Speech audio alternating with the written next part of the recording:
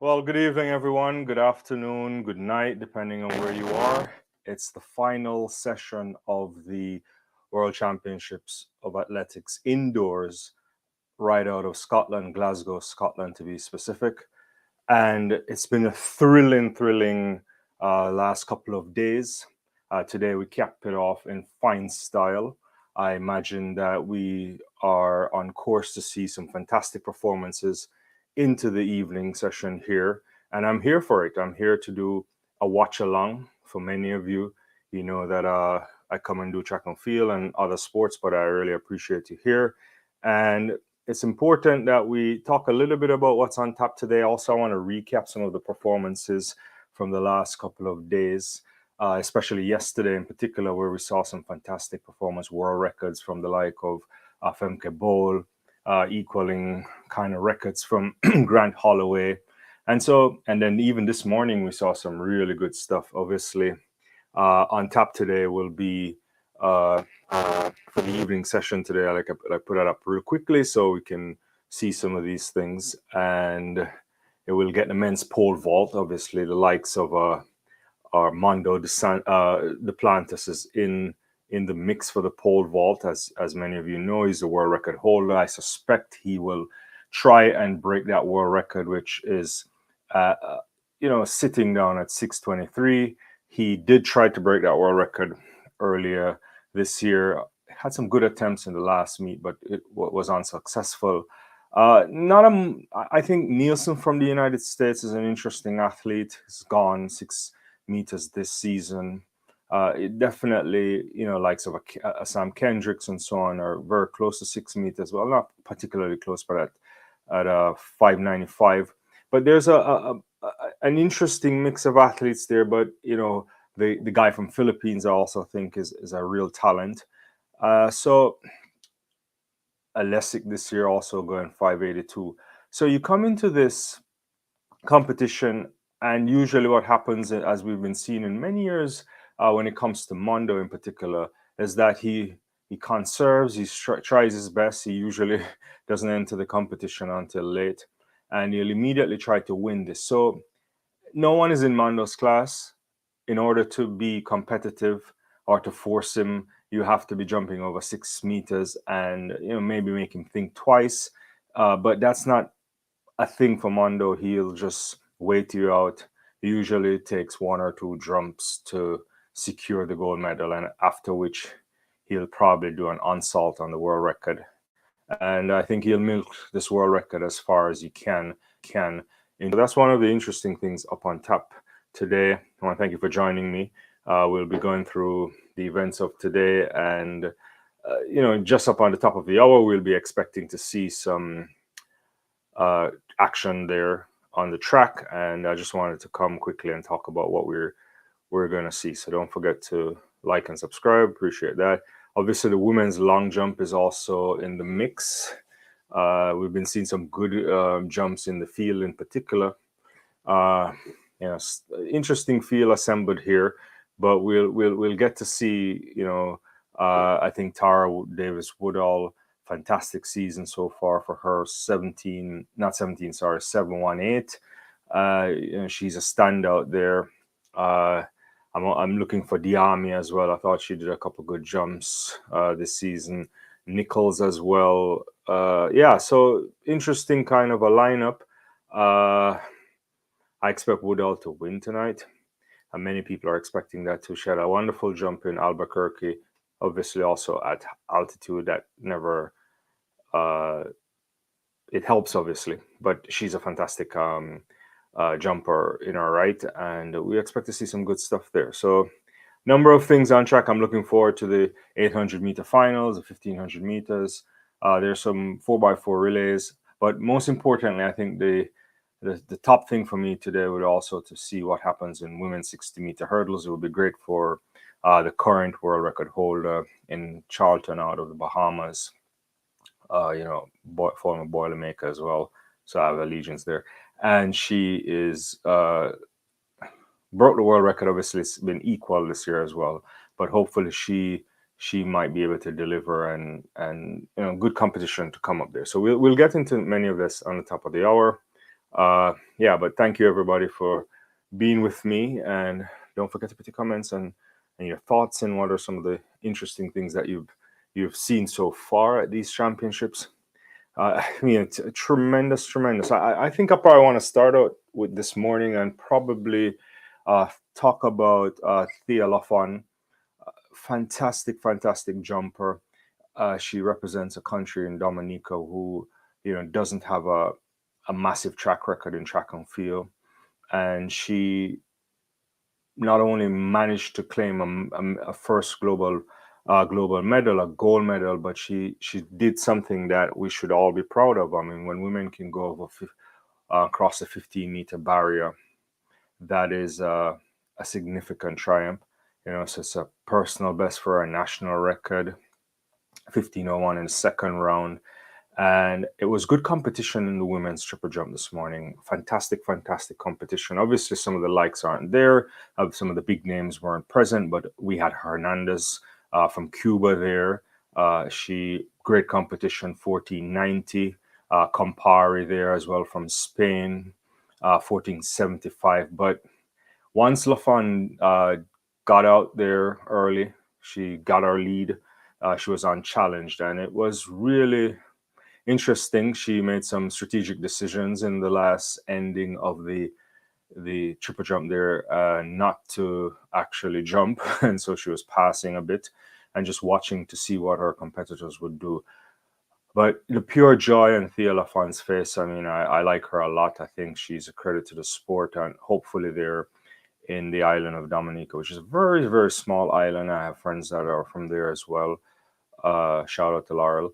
And for them to witness a massive achievement, and not only the moment is so historic, because what LaFonda's managed to do is to put an entire nation on her back, and she's done something that is super special. I remember in previous years her talking about getting to an Olympics or a major world championship, and nobody's there. It's like two of them or so, a very small contingent, and it's just fitting that not only she won it, but she won it clear going above 15 meters, which is a very big standard. And we all know the triple jump is a highly competitive thing on the women's side in particular. Ulamar wasn't there. I mean, Shanika Ricketts wasn't there as well. There's some names that we could uh I don't that didn't come up, but it was still great competition in the likes of Hernandez and Campari, and she got it. Historic moment, first global medalist, first global champion, and it's a very small island, very very small island there in the Caribbean. What is it? Just above 70,000 population or something like that. And so it's a momentous day, monumental achievement, and it really puts her in perspective. If we remember, she had finished fifth in Oregon, uh, and what was it? She was fourth last year at the World Championships.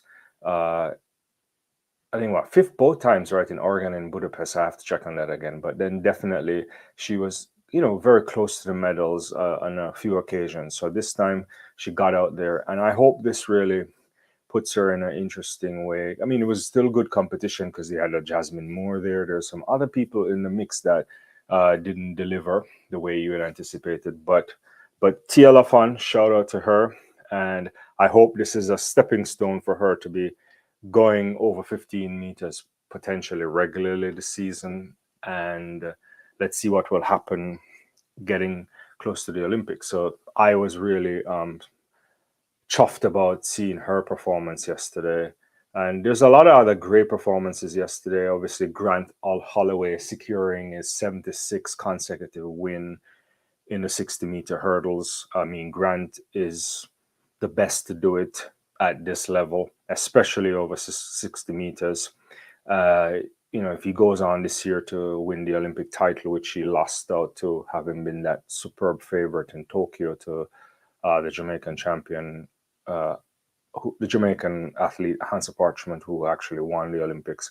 I mean, I think Grant has been not steadily, has consistently showcased why he is a cut above the rest. And it's only in the latter part of 110-meter hurdles where you see some susceptibility to his maybe technique, but he gets out there, and I don't think he's worried about it. He's is a joy for the sport. I think we need to really also push Grant Holloway in terms of the publicity that he gets, because I think he doesn't get the kind of level or status as a global icon, I think. And there's ways to work around that. It doesn't always happen because an athlete is pushing themselves, and certainly he is a character. He's a showman. When he comes out, his attitude, which is really interesting. It's There's a fever around him. I also think that can be developed, right? So there's a bit of urban fervor. I like him, and I think he's good for the sport. And 729, equaling uh, his own record there, championship record, defending his indoor title. And this is just going to set him up nicely, as usual, to go outdoors. And he's the man to beat. I mean, he has something to prove, I think, at this Olympics. Well, first you have to get onto the U.S. national team. So unless there is injuries or some catastrophe, as you know, these are hurdles, then Holloway will make it, and he'll get a chance to get that gold medal that he deserves, because his dominance at the World Championships in recent years, his times to the world record, he's setting up himself nicely to be considered probably the best ever. He's certainly in that conversation. We can discuss that in different ways. Sometimes it's difficult to compare across eras, but what we do know, he's a generational athlete. He's the standout athlete here. And it was a fantastic race. I mean, him by himself, obviously. Simonelli getting a national record for in 7:46, I think it was. Yeah, or 7:43. Sorry, and just ahead of Mathea from France in 7:47. And so it was really interesting running there. Yeah. What are you saying, St. Clair? Good to see you. Let me put you on this side so I can see this much better. As in the words of Atto, Alfred is going to steal someone's medal at the World Championships. And I know better fitting time than to talk about Julian Alfred, because I was going to transition to her. And so this is really uh, uh, quite appropriate for us to discuss. What an athlete. What an athlete in Julian Alfred. And I think Atabolin is actually right in that, in terms of his assessment. I remember him saying this. Was it at the Milrose or one of these events? But I mean, we know that Julian Alfred is one of the standout athletes, talent-wise. And many the St. Lucian athlete, if you follow her as a junior athlete, she would have been competing in the Jamaican high school setup as well. Very talented, very, very uh, diligent, I would say, and just a joy to see. She also is carrying an entire nation on her shoulders, in the sense that she had to even move away as a youngster in order to develop into a much more stronger athlete, in terms of opening up the opportunities for her to get to this level. And in all seriousness, what we saw from Julian Alfred yesterday just reconfirms that without a college season, without having to run a lot of races, without having to think about doubling up on winning a championship for Texas, now a full professional, she is setting herself up nicely.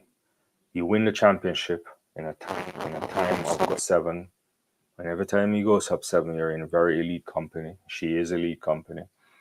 698, fantastic to hold off Saboda. Saboda, as we know, is a specialist indoor rather. She managed last year to make it into the World Championship final in Budapest, which kind of gets away from that curse that we say she can only do it indoors. And Saboda looked fantastic in the semifinal, right? She also was it sub? I don't remember what it was. Was it sub 7 as well in the semifinal? But it was a good race, and I thought there was some pressure there from Sabota, obviously, but Alfred, true to form, she wins it, world lead, equaling the world lead in 6:98. Thought Dasso and Hobbs there fighting it out at the end. Excellent for the Italian, getting on the medal podium at 7:05. And Zoe Hobbs, who's also, I think, one of those athletes that's been doing some interesting things. Just narrowly missing out there, fighting it out at the end. Uh, we must say that the likes of Aliyah Hobbs, that must be hard on her. Uh, we do hope. It's just tough to come to a major championship and can't line up in the final because injuries are plaguing you. And Briscoe didn't do as well as many people anticipated, but it's a good competition we had there in the women's 60 meter. I think the sport is in a healthy space there, and I'd like to see what happens later on this season. I don't know. We can. Well, we'll know for sure, but I definitely think that in terms of challenging the big names that we know are in the sport over 100 and 200 meters, Julian Alfred is definitely in the mix. We'll see. There's some. I think there's spots to be had in the 100 for sure. Spots to be had in the 200 meters. Maybe silver and bronze could be up for grabs in some interesting ways. And I think if anybody can do it, it could be her. She's in a good setup. Coach Flo, there's a good training group around them too. Really, really interesting stuff that's going to happen. And I want to see it. We all knew it. We all said what will happen when he had a season without the collegiate circuit. He can plan for championships in a much better way. And one of the things that Julian Alfred will have in terms of, I would say, fortunate in terms of preparation from a fatigue standpoint, is that she'll be able to just manage the races on the circuit as we go outdoor soon, Diamond League, and so on. But she won't have any competition at her national championships, if they even have one. So her now, what the program they can do for her is different, right? She could be in the freshest of state. There's probably no need to say we can just peak for. She just needs to peak for the Olympics, right? That's where you target it. Some athletes have to be peaking much earlier because of highly competitive national championships, and then do you hold the peak for the entire time? Do you dip them down and bring them back up again? There's, that's where the art and science of coaching comes together, because it's not really an exact science on the peaking thing. And so we are in for a thrill, I think. So I want to see what she'll do or deliver later on this year. So it's very, very, very, very good. So that was good performance there from last night from Julian Alfred. Chasing a 60-meter champion is no joke. The other regular 100 sprinters will help, I guess, catching her or something like that. Yeah, I think it's gonna be interesting. Really gonna be interesting. I think I'm expecting to see Julian run very low 10.7s, obviously, potentially dipping under 10.7. And I think she's going to get you in a 21.7 or 21.6 over 200 meters, and could be better. It could be better, right? But at a bare minimum, I'm expecting extremely low 10.7s, dipping under to 10.6. And if you get into that 10.6 kind of a framework, then you only in company with only a few athletes, the likes of Shelley and Fraser Price, assuming she's fit and healthy and can deliver again for a final hurrah.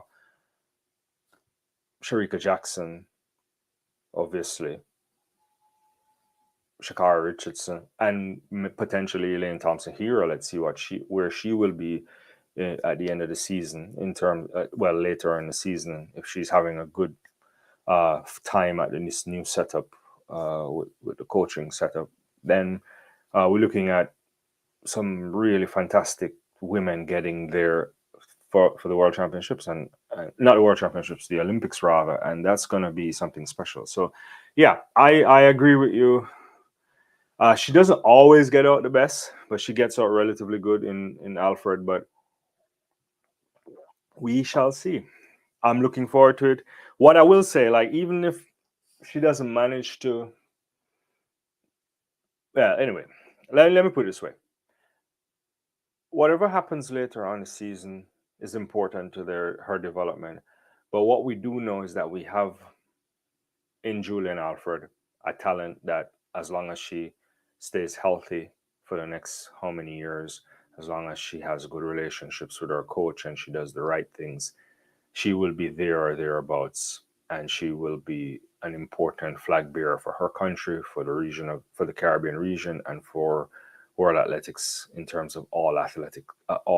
So that's the kind of athlete you want to see, and I think hopefully she'll get the just rewards that she deserves from her hard work. But nobody gives you anything, and you have to work hard for it.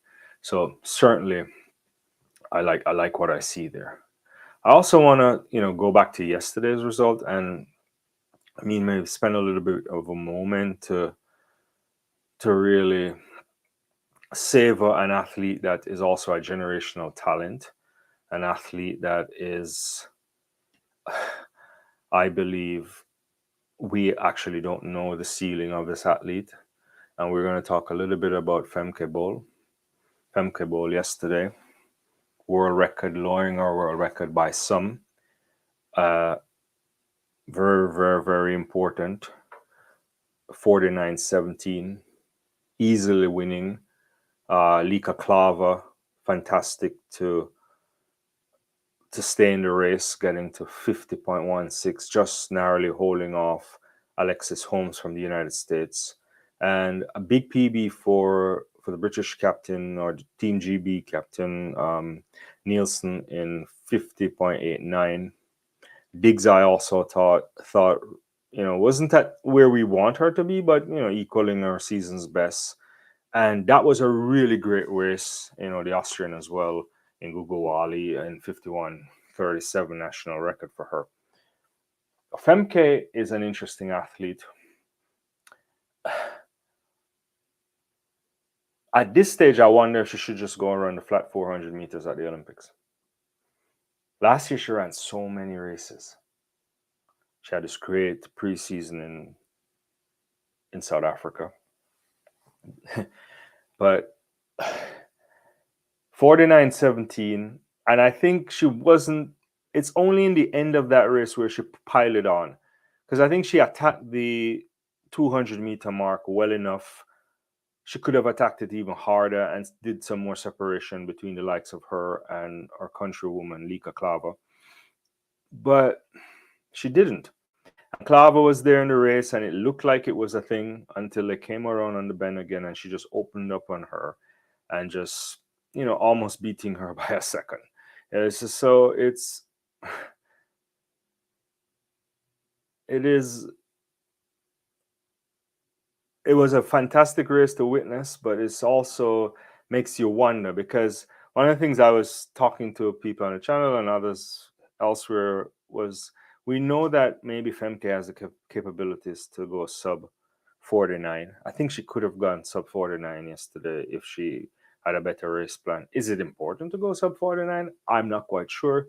She got the job done. She broke the world record. She got a gold medal for her country and for herself.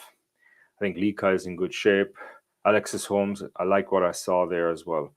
But as St. Clair is saying, I guess you would like to see Femke try the 400 meters outdoor. I certainly would. I think this 400 meters is in a space where there's going to be a new crop of women in the future. How much longer does the likes of Ashani Miller-Weber have? She's coming back from pregnancy. We saw her last year.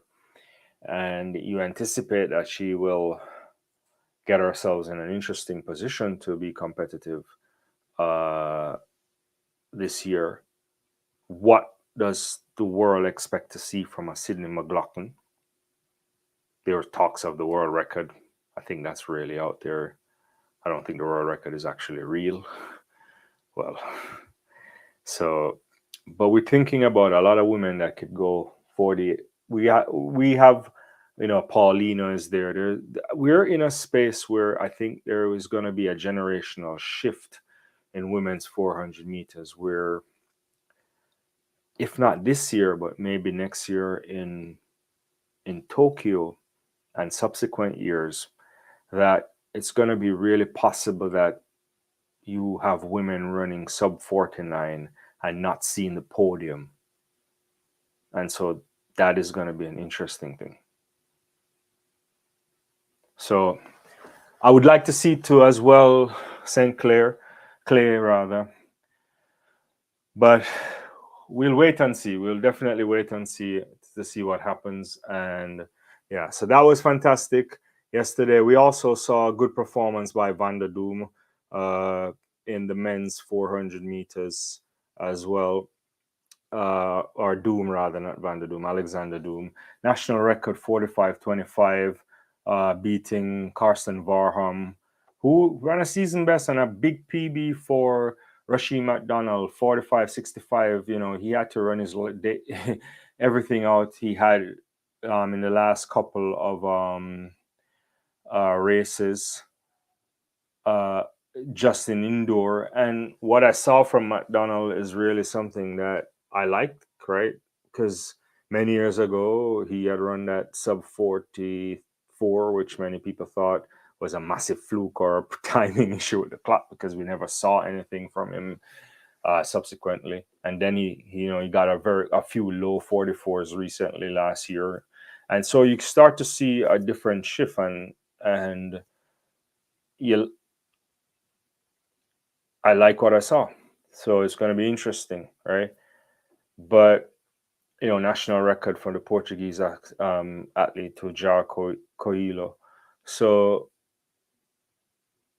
45:25 is very fast. I mean, you could go fast, obviously, but it was interesting. And I think some positives here for a number of athletes coming out. Yeah, we're going to get some interesting stuff. I mean, the evening session is about to start. Uh, you know, There's 4x4. Noah Lyles is apparently running on the U.S. team.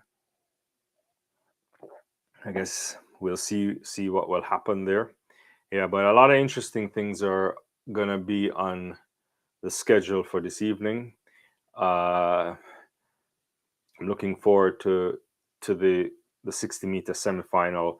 So men's pole vault was about to start. It's already started, and the long jump for women will be starting in another 12 minutes or so. And then, in about 40, almost in about 37 minutes from now on to, we'll get the 60-meter hurdles.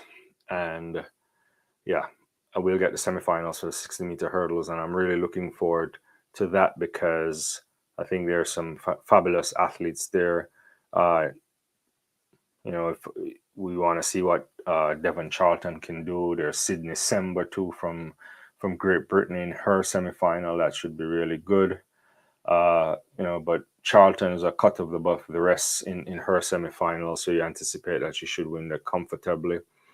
Uh, you know, there's the French athlete too, Samba Mela, in second semifinal. She's in good shape, I think.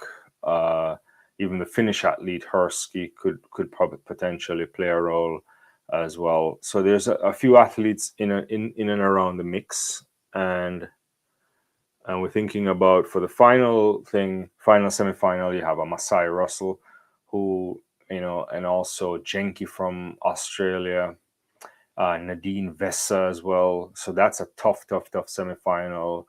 There's Megan Tapper there. She hasn't been running as great as you think, but she has a season best of 7:98. So there's some interesting things there. We'll see. Let me see what you're saying here. It seems like Adidas is now paying no other type of money Puma was paying, but yeah, this is what's been around doing the rounds. We did see something earlier this week about that Lyles has had the biggest contract since Usain Bolt. I believe it, but you don't know the details.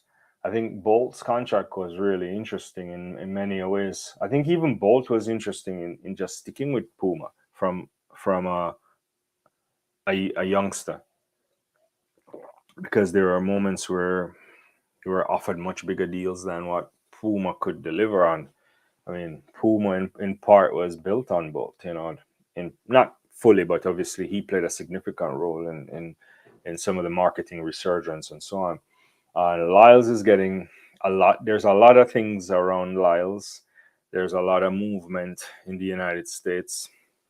Every time, for those of you who are watching from the United States, every time you watch a sporting event on NBC or any of NBC's platforms, whether that's Peacock, the streaming platform, or whether it's uh, CNBC or whatever they put sports on, you invariably are seeing either Noah Lyles or Shakari. I think maybe Shakari more as they build up for the Olympics. I did see one yesterday on Katie Moon. There was a few couple times on some gymnasts and so on. But for the most part, most of the events that I've seen, and obviously it's only my selection of when I decide to watch them, which is usually for Premier League and maybe a couple other sports, you see a big push there. There's the series, there's World Athletics are doing some interesting things that's coming up on Netflix too, that will largely figure around the sprinters.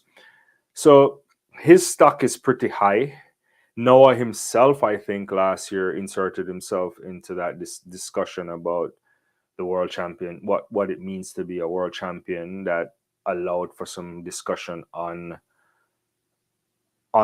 channels that don't often think about track and field on a day-to-day rotation, like on your ESPN First Takes and other things. So he's certainly deserving of it. I think he's a standard bearer for the sport. He has a personality. I think he's into fashion. He's interesting kind of an athlete, Noah Lyles is. So yeah. So how much it is, I think there was I did see also an interview where he can't say, so he's signed to these non-disclosure agreements that you can't really say what the contract is. So but I suspect he's happy about it. Yeah. So yeah, so we'll be getting some interesting things on tap soon. I think obviously the first track event this evening will be women's 60 meters uh, hurdles. The semifinals are gonna come up. Long jump on the way in just under 7 minutes there or so, and the men's pole vault. Let me see what's going on in the pole vault really quickly, if I can get a quick look at the results in the pole vault. Yeah. So there should be out there live in the pole vault. So yeah, so far Sam Kendricks has taken the lead in the pole vault by clearing 550. So three guys are over 550 already. Kendricks, Sasma from Turkey, and Borders from Belgium, 550. All of them are there. Colette from France and Mondo Duplantis has already passed on that height. So has Obina Nielsen. Yeah. So we shall see. So I think the likes of Obina Nielsen, obviously Duplantis probably won't start their jumping until maybe some of them won't get in until about 465 or 565 rather, or 575. And I suspect Mondo might start coming in around 590 if so, but yeah. Yeah. Yeah. So that's where we are. So thanks everyone for joining. Watch along tonight of the final day of the World Indoor Track and Field in Glasgow, Scotland. And looking forward to some stuff on the track, and I'll be here around with you. Yeah. Just hanging out, watching what's going on.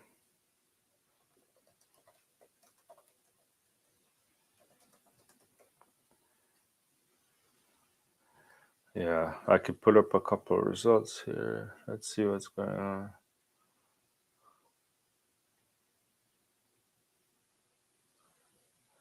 Get a sense of what's going on in the men's pole vault real quickly. So that's what we're seeing on the pole vault right now.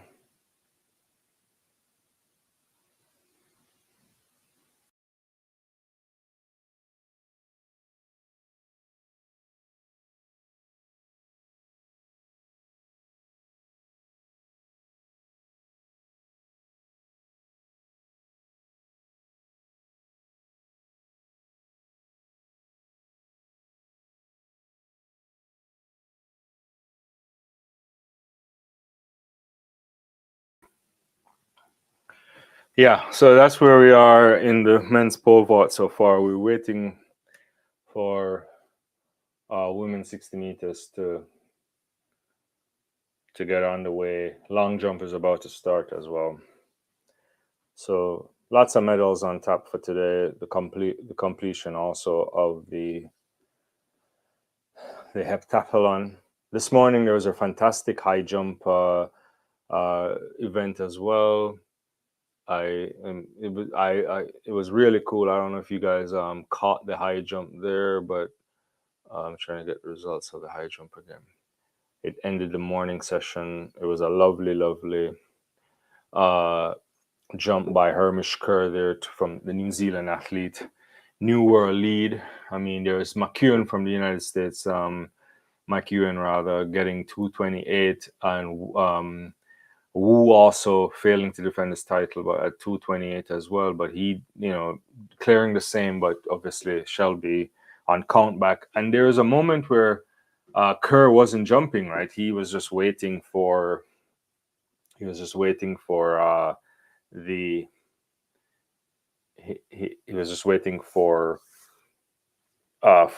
other guys to settle out the places, and then Shelby decided to put it up to, what was it, 230? I don't know if he put it up to 232 or 4. I can't remember now.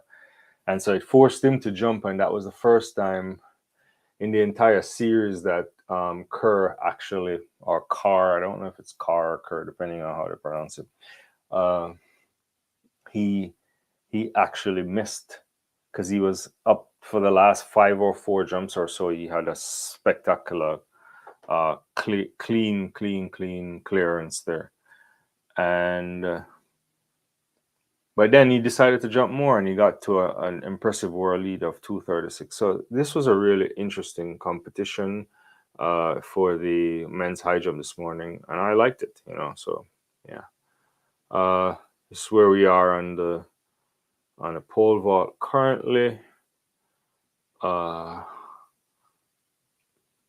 So obviously Mondo isn't jumping yet. Neither Nielsen or Abina. Both of them have passed. 550. The bar is still at 550 because we're waiting for the likes of Lessig and Corrales and Vloon to actually make that clearance. Once that is clear, they'll move the bar up. Yeah.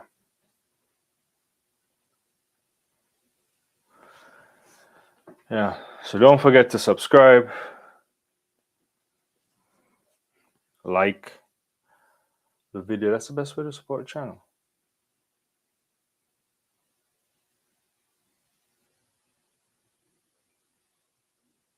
Yeah. Want to see what's going to happen in the long jump. We should see interesting stuff from Davis Woodall. Pretty good athlete there.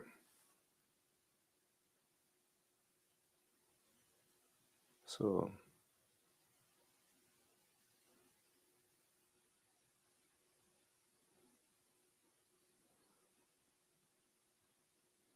let's get back this timetable for the evening.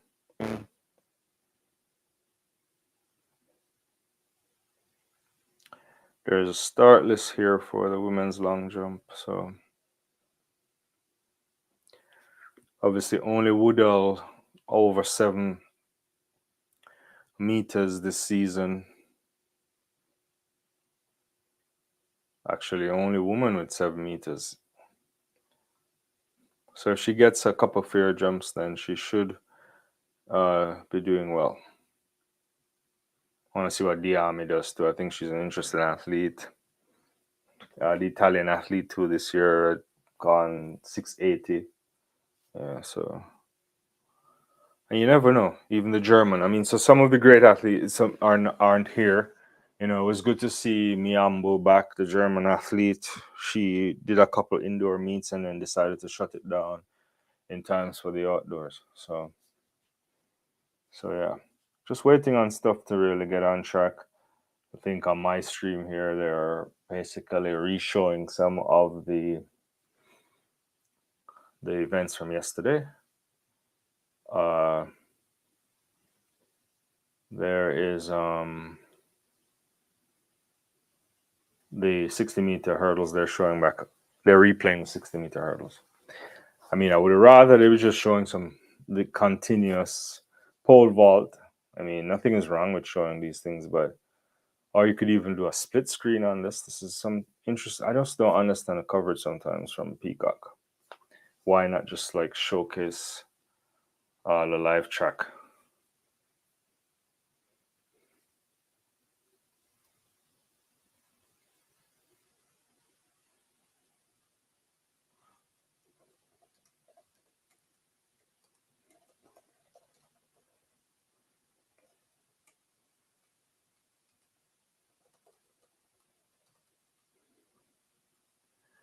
Yeah.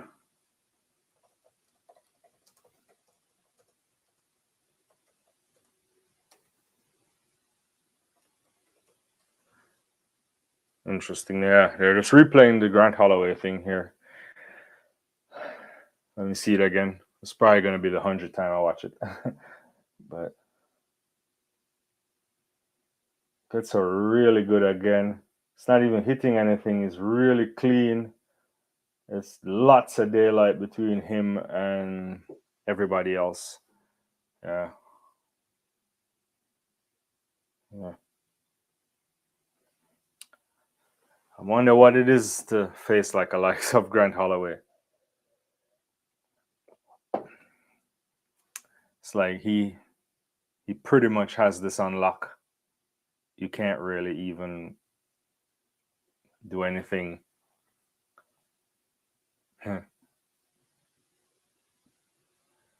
Yeah. Lots of things that Grant Holloway is tacking up. So yeah, bar is at what now? At 565 in the men's pole vault. Kendrick's over that already. Also Colette from France. Yeah. So we'll start seeing at some point. Yeah. Yeah, mindset, you're right. I mean, Grant is a generational athlete. I mean, when all is said and done, he may become the best ever. We all know that the only thing that's missing from his trophy room right now is the world record. Not the world, yeah, well, the world record is there, but the trophy room rather is the world record is missing, but the Olympic title is what he's missing. And I think everything he's doing this year should be set center stage on making sure that he wins the gold medal at the Olympics in Paris. Because you don't want to go down without that record. You don't want your career to end and not have the Olympic record around your neck. Should have won the Olympic title in 21, were it not for a fabulous crawl back by Hansa Parchment. And that's still the same places when we think about athletes who have managed to beat Grant Holloway. We've seen a Rashid Broadbell do that. He's lost a few times on the circuit, which is Grant hardly loses, but whenever he loses a race, it's usually because he's getting some form of pressure as he gets to hurdle 8 and so on. And so that's something that has to be in the back of his mind, I would think. But he has to get to winning that gold medal. If he never gets the world record, I think it's okay. The world record is important for some people. It's always good to have it, but records will be broken. but they can't take away your medals. So doesn't matter. It showcases on the day that you did what you had to do when the biggest things were on the line. And he has all those gold medals from the World Championships. He's now racked up back to back at the indoor championships for 60-meter hurdles. He's not lost. Uh, he's not lost for so long over 60 meters. So yeah. It's hard to think he's not the man for the big occasion. No, he is the man for the big occasion, right?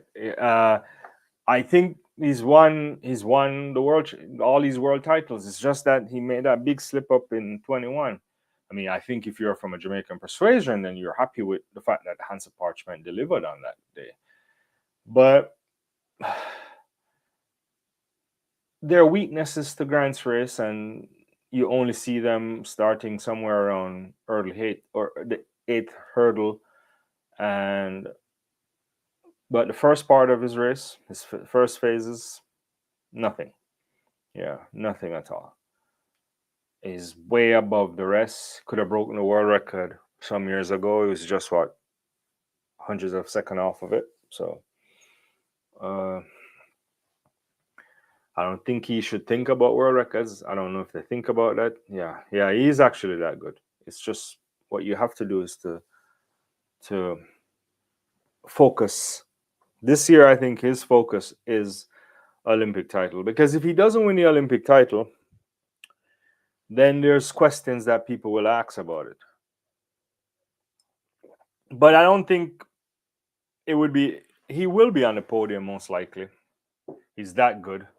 I guess it depends on how you lose an Olympic title. If there's someone that comes around and out of the blue decides to break the world record and wins the Olympic title, a Rashid Broadwell, for example, if he were to do that, then you wouldn't necessarily be upset. Yeah, but he he should be winning it. So we'll see. Where are we with the pole vault? Yeah, Mondo clears at 5:65. Yeah, so he's in the mix. Yeah.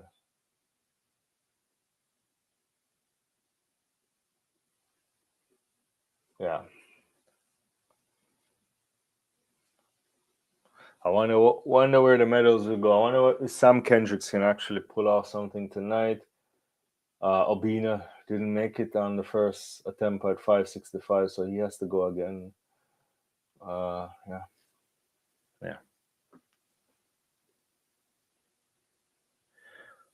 Let me see what Kamari fanfare. What gets me disappointed is some of these athletes would break so much world record, and when they go to the Olympics, it's a different game. Yeah, I mean there are people like that for sure. I think sometimes when you ask athletes or coaches, that most people don't go out there thinking about breaking the world record. You can prepare an athlete that they reach a level where you know they're in world record shape. And so sometimes the right conditions come, especially in the sprints, and it happens. It may happen on a circuit. I mean, what I always find fantastic, and I think is a true test of high class performance, is the athletes who can manage to break the world record in the finals of a major competition. So it's all good and well you can show up on a circuit and just run one race and break a world record. And I'm not taking that away from them, right? I'm just saying there's another step to this, where athletes who now do this after rounds. You think about like even the Bolt records in. I'm going to use him as an example because no one will ever do it again, because the Bolt records in 09. There's the reason why no one will ever do it again is because there's not that many amount of rounds to be had anymore, right? So, and yeah, I think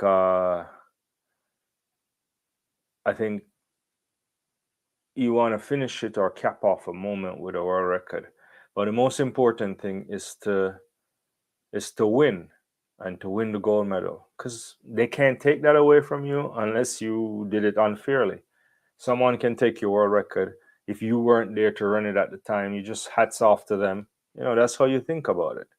But it's not like Donovan Bailey got a world record in 1996. Maurice Green took it from him at some point, or whatever that other guy name is that was on the drugs, which I don't want to call his name. I know his name. Don't call it. And but you can't take the medal. So if someone decides to break Usain Bolt's record, it's a standard, like or anybody's record. My challenge is the records that shouldn't be on Netflix, which are on as women's records as well. Women's shot put shouldn't be on the books. Women's 400 meters, women's 100 meters, because I think that's a hurricane record. How are you doing, Asiru? I wish Devon traveled well. How I wish Amason and Jones were there. Yeah, Toby didn't go. What happened to Toby? Was it a visa issue, or she decided not to go? And yeah, it would be good. I'd like to see Devon do something there. Obviously, there's Masai as well, but Devon Charlton is an interesting athlete. What I want to see from Devon rather this year is hopefully this can get oh this can get her to be much more competitive over 100-meter hurdles. Can she get down into the 12 fours, 12 threes, probably 12, any if you can start getting consistent in the 12 threes, then that might be interesting. Let me see what else. The pressure of having the chance of winning the gold only comes every 4 years. It is. You see, and it's the most cruel thing in sport, I think, when you think about the Olympics. It's a once in a lifetime opportunity. Sometimes you're in the right cycle and you get injured, or you have a problem. With the World Championships, it comes every 2 years. You can get it back. You hope. Not the same level of eyes watching you. Yeah. So that's the Olympic. You have to have the Olympic medals. The Olympic medals count so much.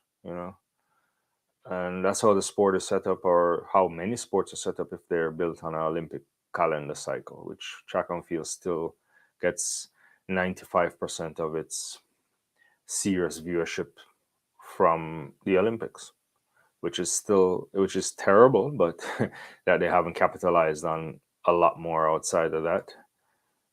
There's just not many people watching World Championships or participating from a marketing and viewing standpoint to make the sport really viable.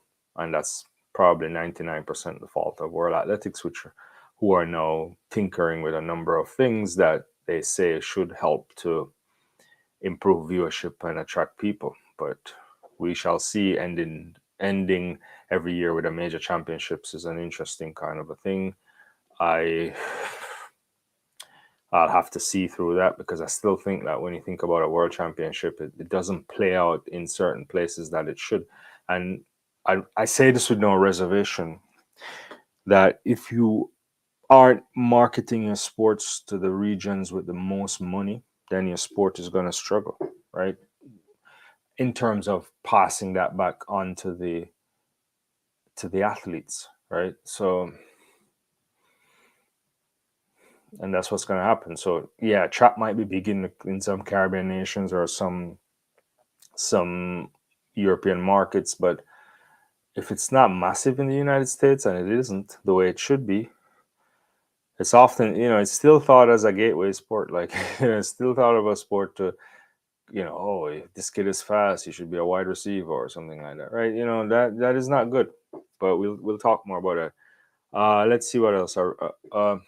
A medal remains with you. You with you, a record can go. Yeah, exactly. That's what I said.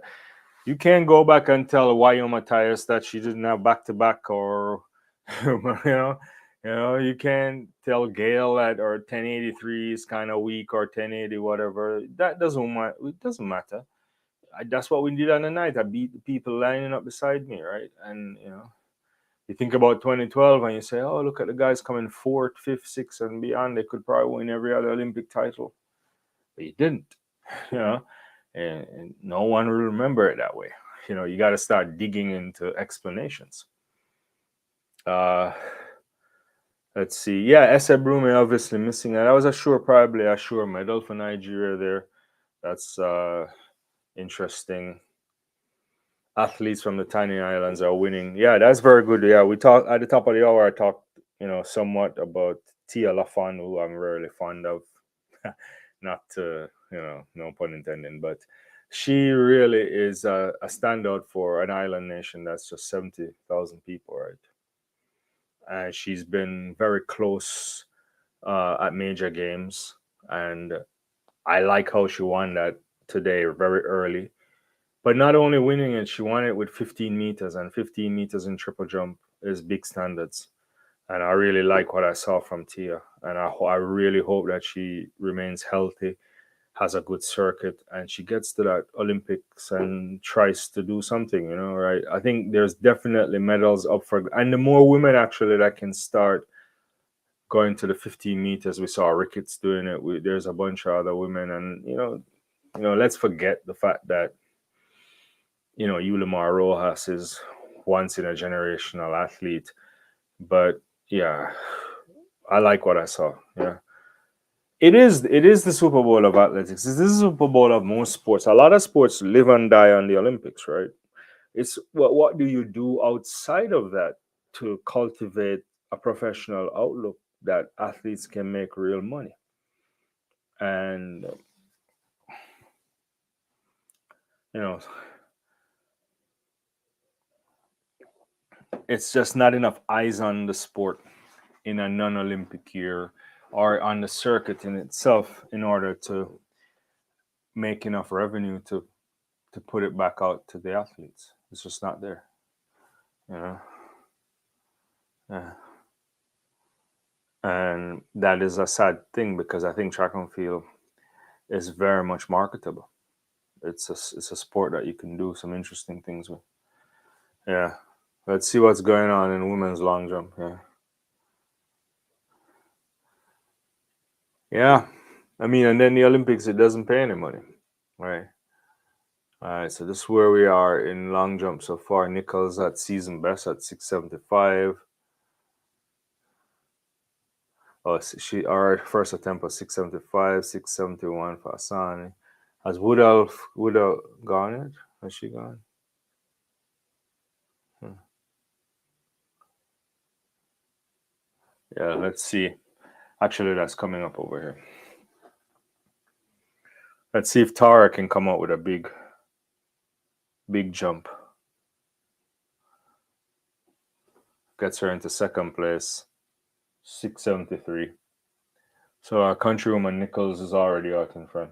So good jump. I mean, at the end, she could have held the legs a little bit more, but yeah.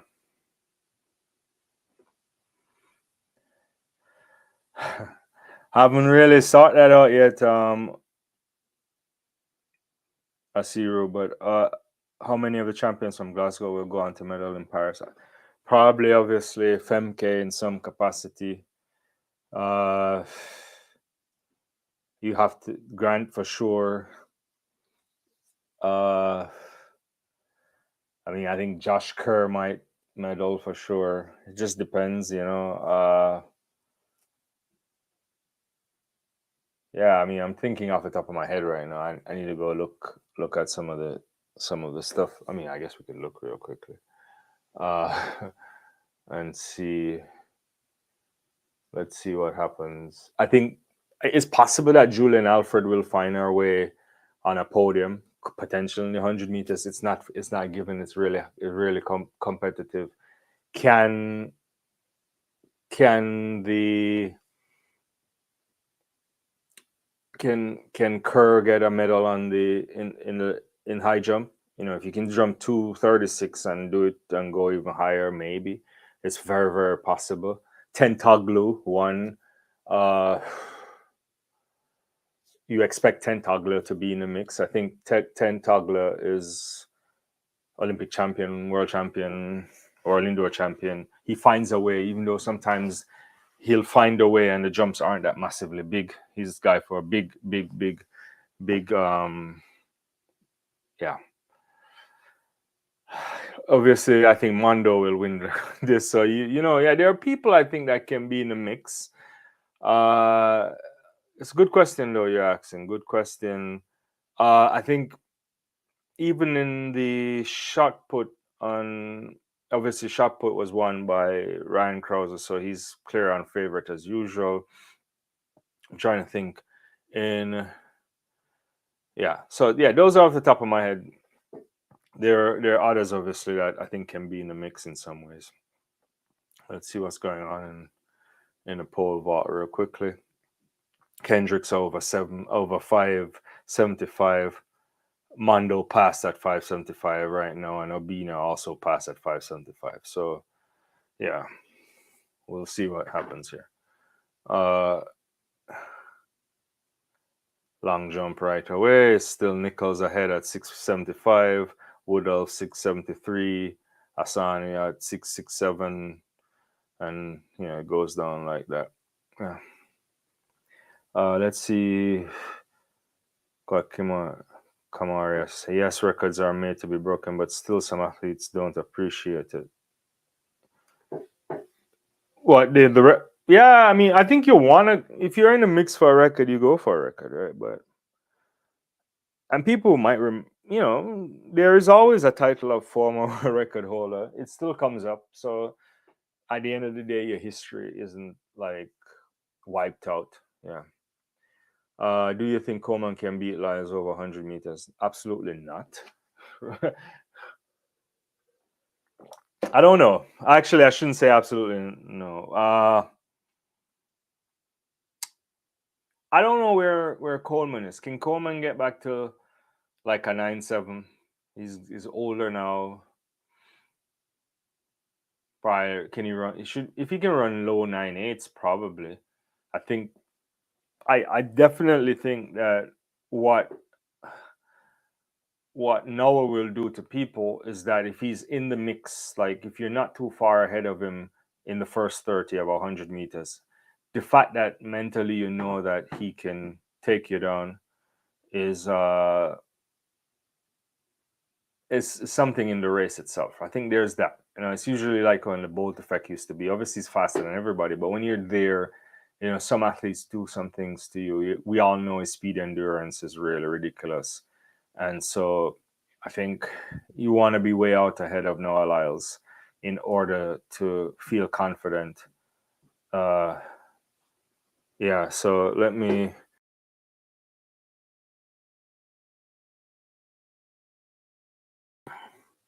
Yeah, so that's one way of thinking about it. I I I also think that, like, even the same way, like how Shelley and Fraser Price used to beat a lot of people, she used to just beat them because she's way out there too. I mean, a lot of times she was quicker than them too, no question about it.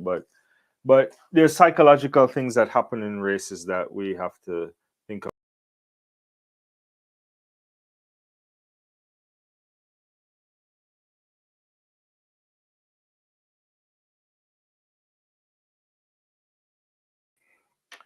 Yeah. Let's see what other comments I have here. Not too many. What? Farewell on the outdoor circuit when it comes to the medals. Maybe explain that a little bit more. I'm not quite sure what you mean by that. Julian for in 100 meters, that 60 was very close. Sabota didn't dip well. Uh, that's why she won. Yeah, Sabota could have done much better, I thought, in that case. I think Alfred is setting up herself nicely, to be honest with you, Asiro. Will anybody crack the big three or the big four now if you include Shakari? I still don't know, right? Because yeah, Fraser Price is much older, but last year was an injury kind of prone year for her, and she still finds her way on the podium running 10.7s. Assuming that everything goes right, she could probably get back to 10.6. It may not be enough to win. Sharika Jackson definitely can get better. A lot of her stuff is technique. Shakari proved herself. And if Elaine Thompson here has a season that's injury free and managed to do the work, she can definitely go back to those kind of times. I just think that the likes of Alfred can get into maybe very consistent. If she can get into consistently low 10.7s and dip below that, then she's in the mix. I think if you're anywhere there, a lot of people are in the mix. Sabota, I mean, we all know is fantastic over 60 meters. Last year she should have won again. I think she also has mental stuff, right?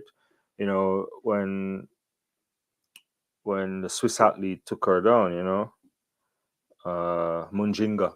So what I want to see, because I think what's happening to Alfred this year would have been similar to what we thought would have happened to Abby not Abby Steiner rather, who obviously got injured. Is what how can you prepare in the year when you no longer have to think about the collegiate circuit? You know,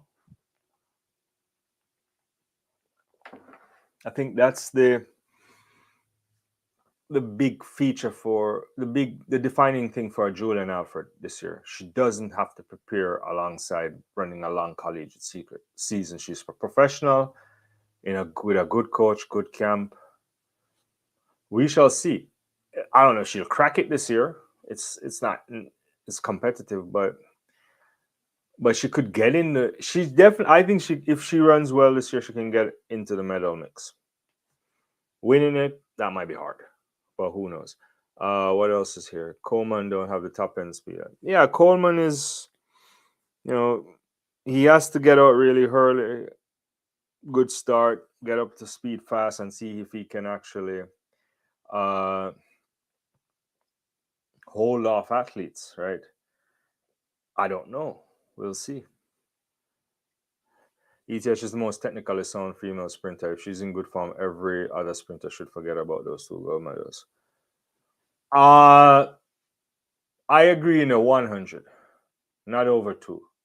I just don't see if she can. I don't think she can run. Okay, let me put it this way. Because of her consistent injuries, especially it's like these kind of chronic stuff that don't necessarily will put her out, but it will put her off from the kind of labor that you need to do the work that's needed to to do the background and endurance work. I suspect that I can't see her running the 200 meters at the level to be competitive with a Sherika Jackson. 100-meter, yeah, I think they can get her up. If she gets back into good shape, she could be in the mix. But I don't know if anybody can compete with Sherika Jackson for 200 meters. We're talking about a woman that's running a lot of 21.4s, and maybe with better wind, she would have gone under 21.4s a couple of times for sure. Could also potentially be world record. But so that part, I think I'm willing to stick it out and say, as good as Elaine was to give us a 21.5 in Tokyo, I don't.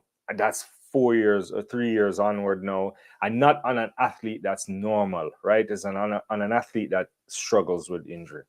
So that's my only reservation there. But outside of that, I agree. Gold medal indoors don't know. Oh yeah, I mean that's different. Yeah, definitely different. A lot of times athletes don't even go. Let's see what happens in this 100 meters here, 60 meters here rather. All right, Charlton is really out here, first to the hurdle. Very clear. She's not hitting anything. Very good. She's gonna win this really comfortable 772.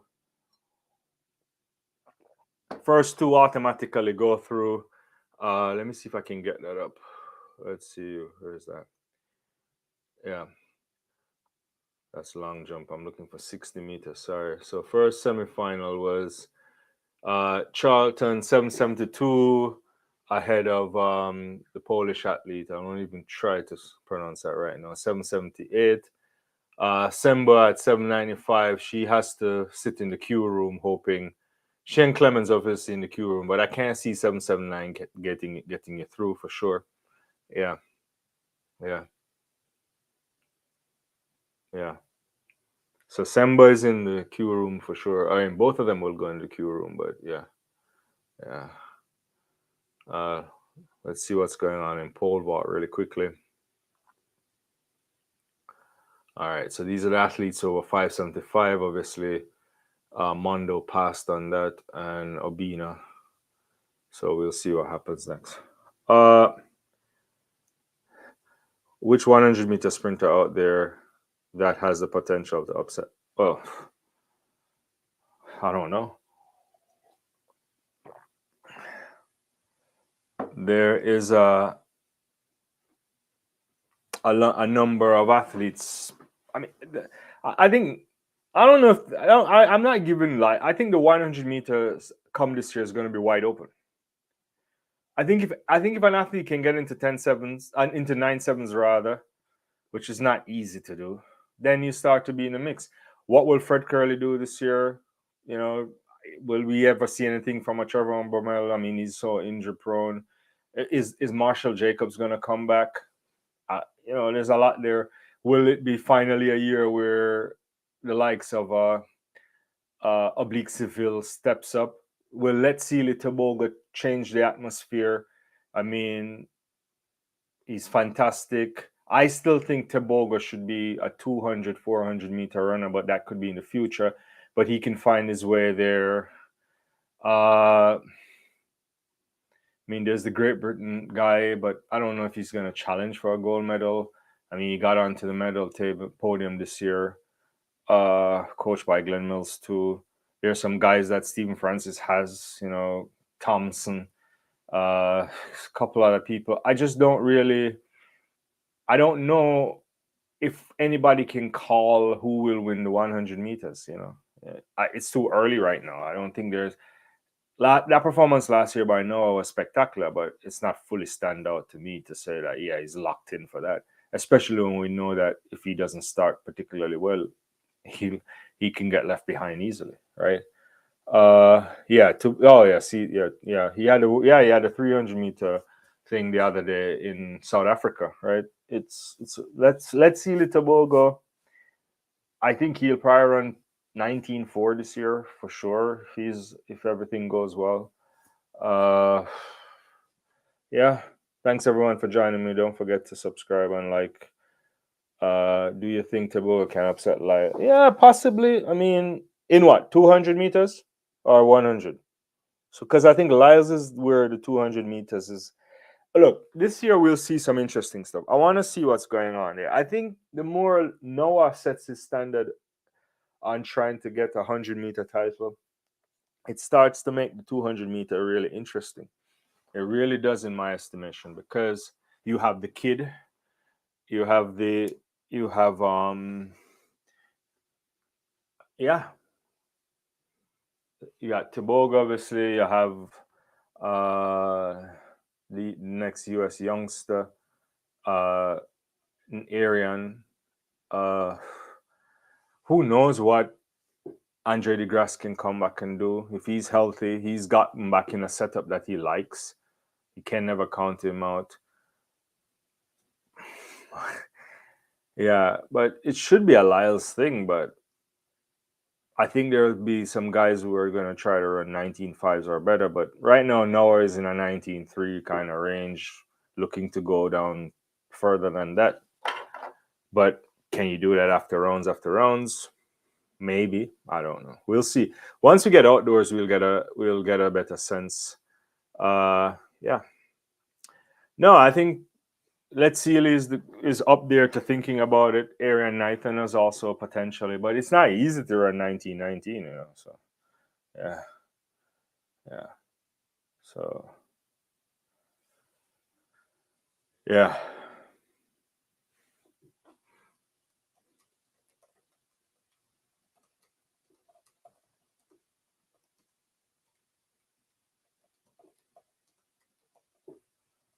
Yeah. So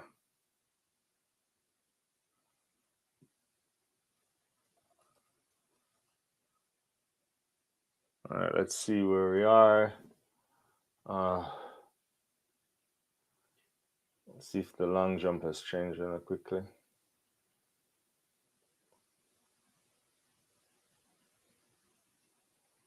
All right, so there's Herska from Finland in this. There's Samba Melela, Kozak. Yeah, Mahalia won in Belgrade, right? Yeah, over 60-meter hurdles. Yeah. So we'll see what happens here in this women's second semifinal.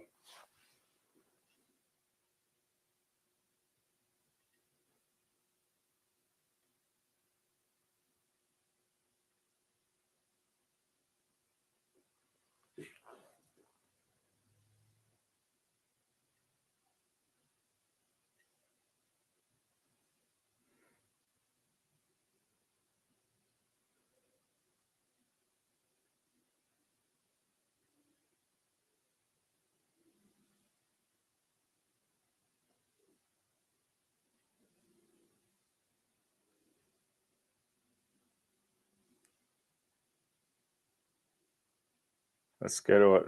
I'm trying to get some results to see what's going on here.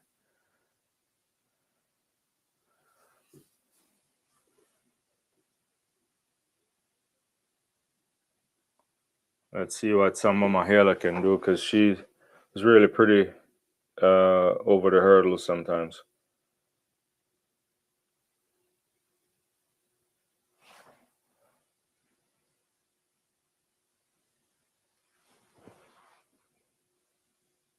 They're in the blocks. Let's see what Lavin can do.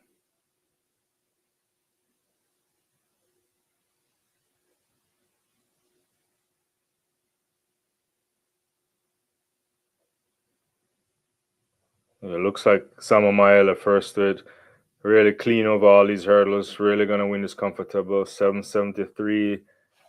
That should be a national record over I think Sarah Lavin from Ireland.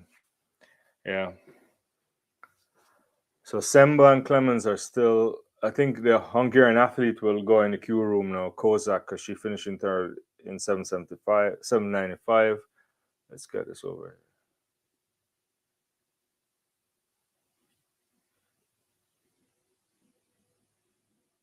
Yeah. So that's the results here. Semba Maela, 773 national record.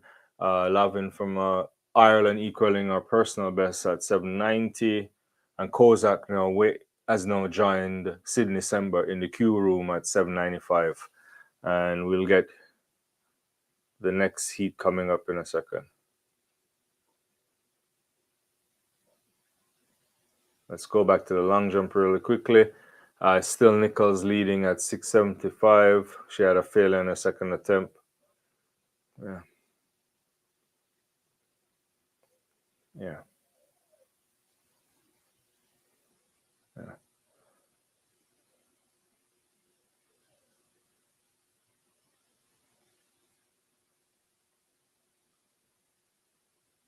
Oh, not sure what's going on here. What happened to the 4x4 release? That's coming up after the 60-meter semifinals. Yeah.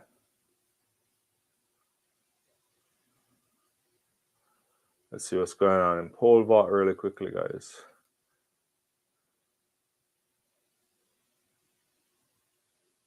So they're still playing around at 575, and then no problem. And then I suspect Mondo will go at 585 again because he just passed at 575. So yeah, both him and Obina has to. I think they have to go. So third semifinal will come up in a second for the women's 60-meter hurdles, and then we'll get to some 4x4. Yeah, so the 4x4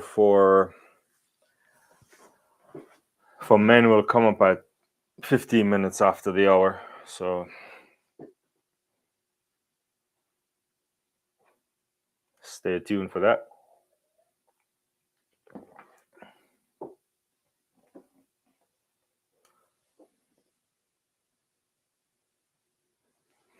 So what's going on over here real quickly?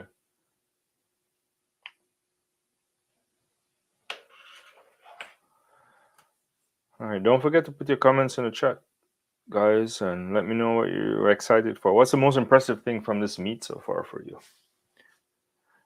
World record from Femke.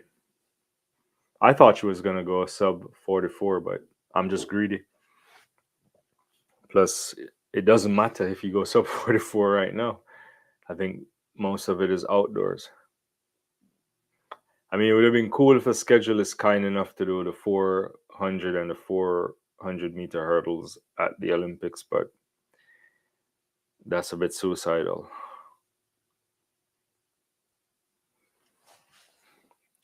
Yeah, so the top three in the women's long jump is still Nichols from the United States, Tara Davis Woodall from the United States, and Asani from Germany. And that's 675, 673, 677. Yeah. And fourth place is in 662. It's anybody's game here. Can we get a 7 meters here or a 690 jump from one of these athletes? That would be interesting. Yeah, sorry. I mean, can we? I thought she was gonna go sub 49 in the 400. I'm sorry. Yeah, if I said sub 44, then it's been a long day. Yeah, I thought she was gonna run. I think Femke was capable of running a 48 9 9 9 9 7 9 8, but she did what she needed to do yesterday, and yeah, and so it's all good.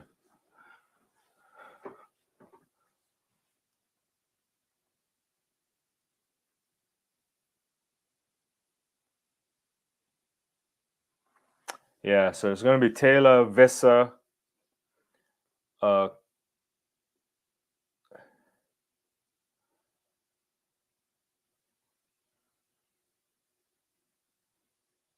Kamarsi's in it, Jenke, Masai Russell, obviously, really great talent there. Olympic bronze medalist Megan Tapper is in the race as well. Yeah,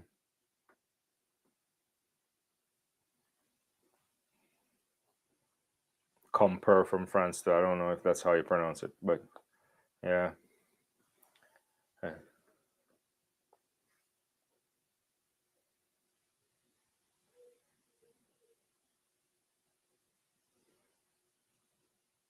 Let's see what Masai can do here.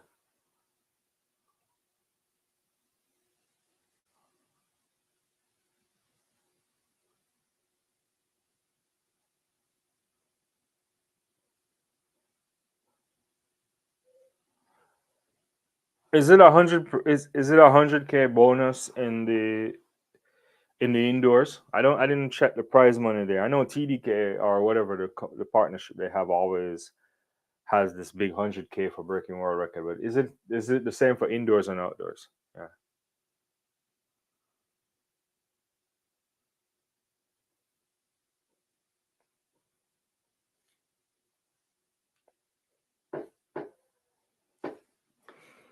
Let's see here. I wonder if the Bahamian can do anything in this.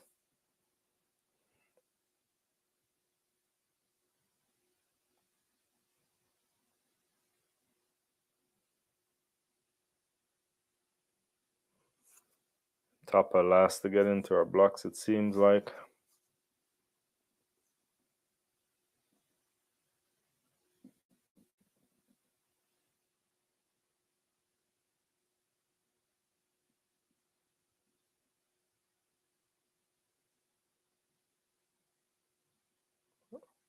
Oh, that's so bad for the Dutch athlete, but Masai Russell is going on really smoothly.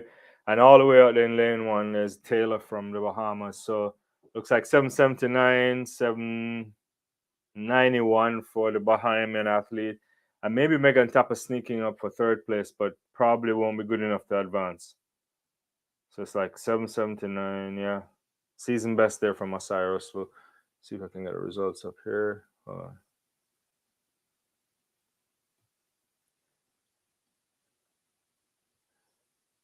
Yeah. Yeah, so that's seven. Is that up? Let's see.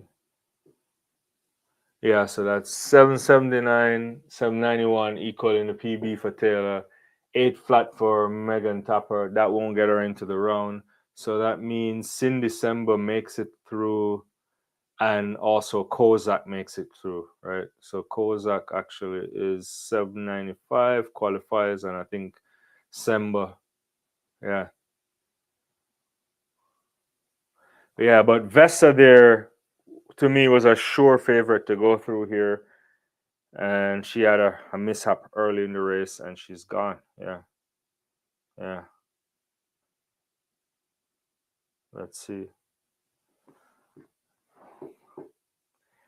I saw 400 others in there.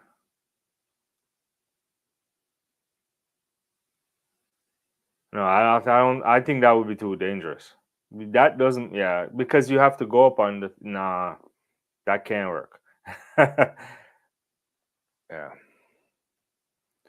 We'll look out again to see if it's. Yeah, I haven't checked the prize money. I know it's definitely 100K outdoors, but I don't know if it's the same for indoor. I should know this. I can't. Yeah.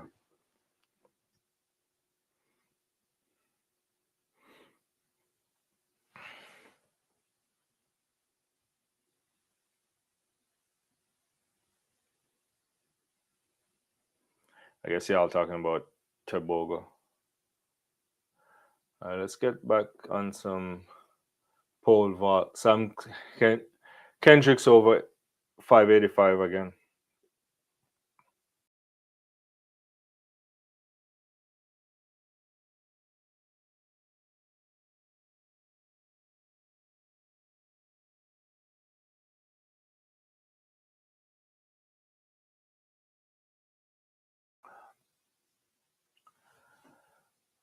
All right.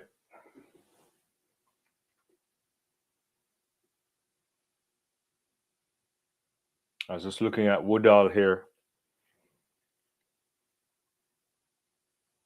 This is our second round jump I'm looking at right now.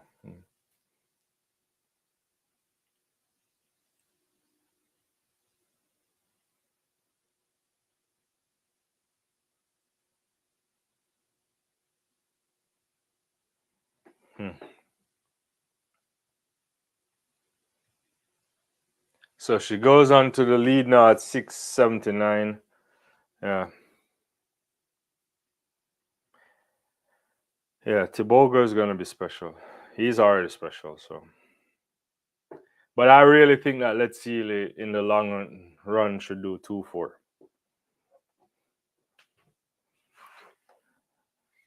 But a lot of people don't like 400 meters.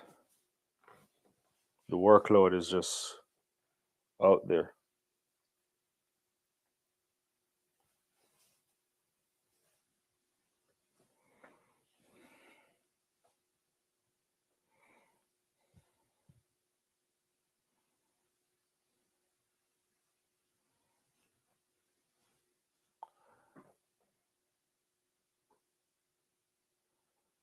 Let's see. So long jump, Woodall takes the lead.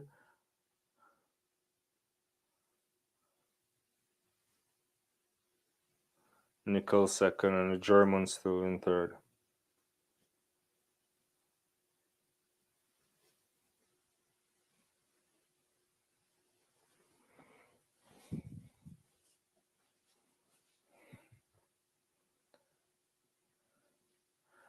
Mindset. I think Alfred performance of the meet so far for you. Why you say that?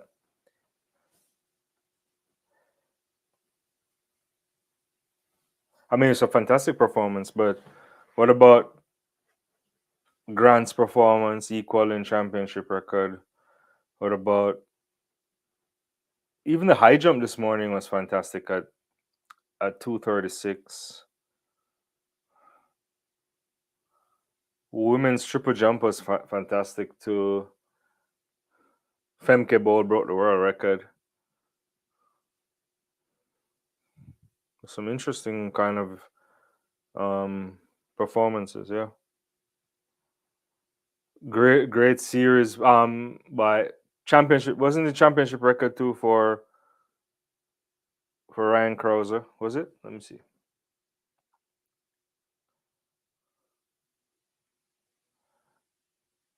Krauser was what, day 2 or day 1? Yeah. Uh,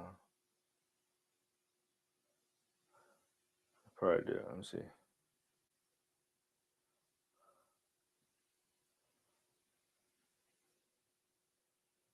Yeah, it was championship record for Krauser 22.77. That was big. So there's some good stuff there. Yeah.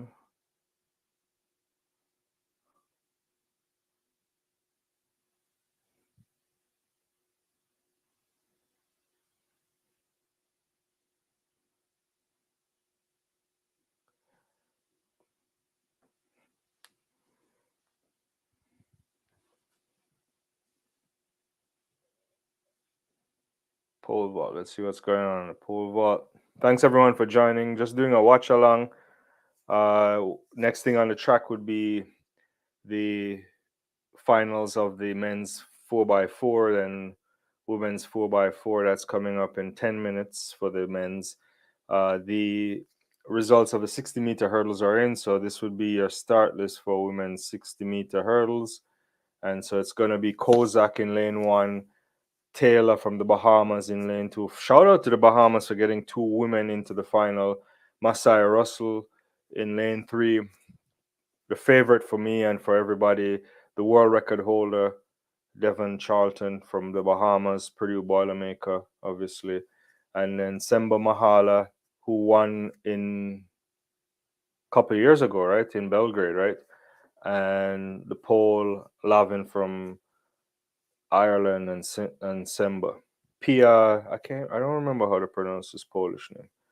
Uh, I don't want to butcher that. But thanks everyone for joining. Don't forget to hit the subscribe button if it's your first time. Like the video, that's the best way to support, and notification bell if you want to know when we go live.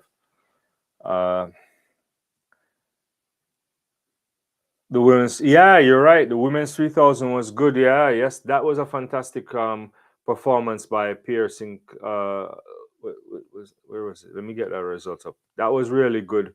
Getting ahead of Goodef. So yeah, that was a fantastic race too. Let's get that out there. Championship record by St. Pierre. That was 8:20.87. Ahead of Goodef Segai, who's now world record holder over 5,000 meters, right? After she did that in Diamond League last year after Faith Kipiegan had broken that early in the year. And then Beatrice Kipkoech, 8:22.66. That's national record for the Kenyans there. So there's some fantastic run going on. Even the Jessica Hall run was fantastic. And it was a stacked field because you look at Laura Moore getting shut out. Hailu too from Ethiopia is a top class athlete as well. So that was a standout race for me for sure. Yeah, and this Ellison Pierre, we saw her early on in the season as well in the Diamond, not the Diamond League, in the indoor league, and she was really in fine form. So I don't know what the standout race this for the standout event so far, but yeah. But I definitely agree. Thanks everyone for joining. Don't forget to put your comments in, your thoughts, whatever you're looking forward to see. But back to this. So that would be the final, just over an hour and change. And yeah, next up on the track will be the men's, and this is the lineup. Noah Lyles will be on the third leg. So it's going to be Patterson to Bowling to Lyles. I thought Bowling ran a great leg this morning. To be honest with you, I wasn't quite sure about his transition, but it's going to be a great race. I think the Belgians are favorites for me as well, but to get on the podium, potentially winning it is possible. But we'll see. Lyles running a 4x4, hasn't run none of those since. When was the last time did Noah Lyles run a 4x4? Penn relays? I can't remember seeing him after that. It would have been when he was in high school. I could be wrong. I have to check on that. But yeah, the Netherlands are there too. The Kenyans have a decent team. Poles, yeah, it should be a good race. But I think it's going to be between the Belgians and Belgium and the United States for sure. Women's will be interesting as well. Where is it? The start list for that will feature Belgium again.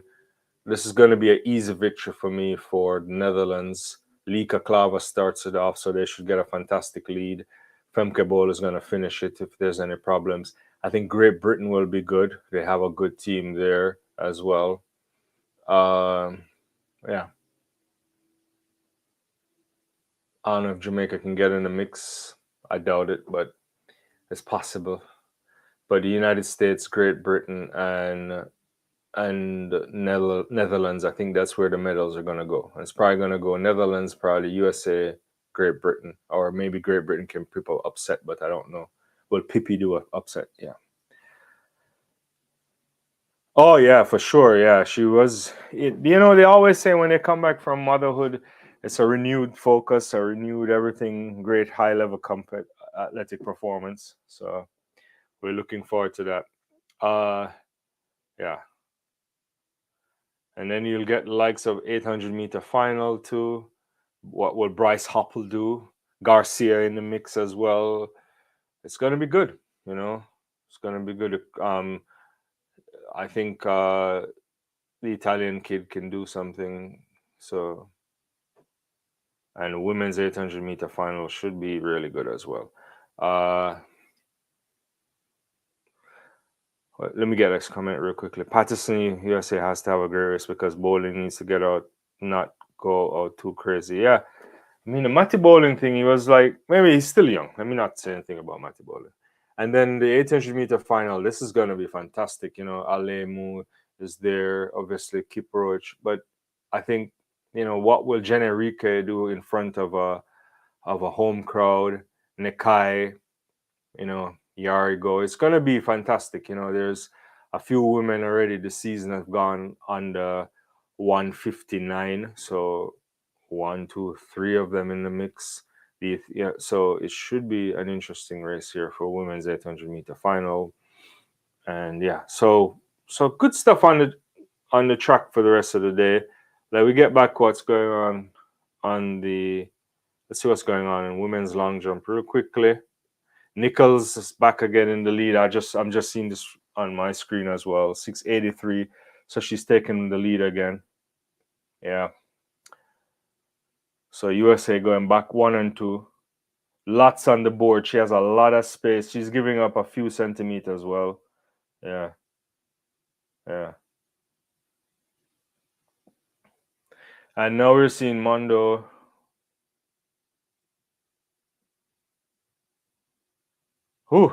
Mondo has failed twice.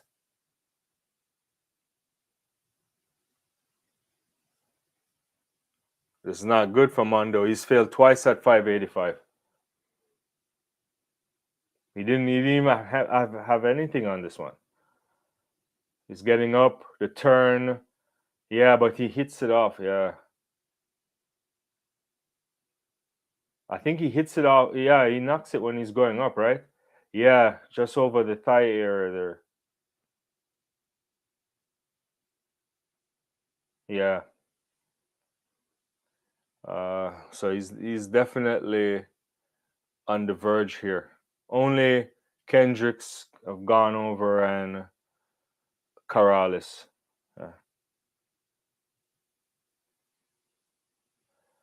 Yeah. Well, that would be special if we get a sub 158 in women's 800 meters. Yeah. So only 2 guys over 585 so far in the men's pole vault. And very surprising, the world record holder, Mondo Duplantis. Failure twice at that attempt. See what's going on here in the long jump.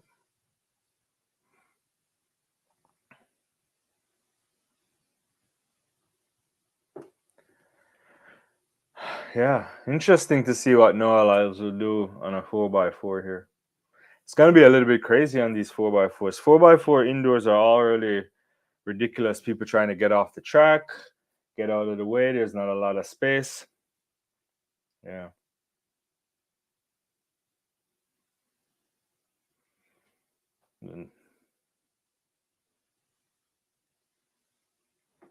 Yeah, 1,500 meters.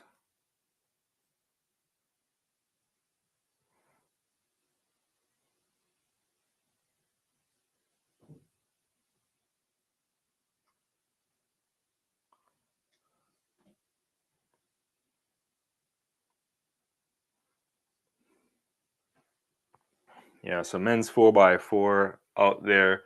That's the lineup for the 6 teams.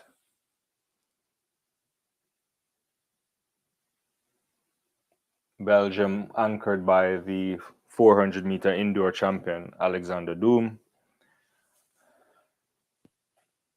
Patterson to Bowling to Lyles to Bailey for the United States. Bonaveka starts off with the Netherlands, and Van Diepen uh, closes out. Kenya has a bunch of guys too, and the polls always come decent. So, but USA coming in with fastest time of the year. I don't know if this is the quartet, but yeah, 3:03:07. Yeah, so let's see. This should be an interesting race.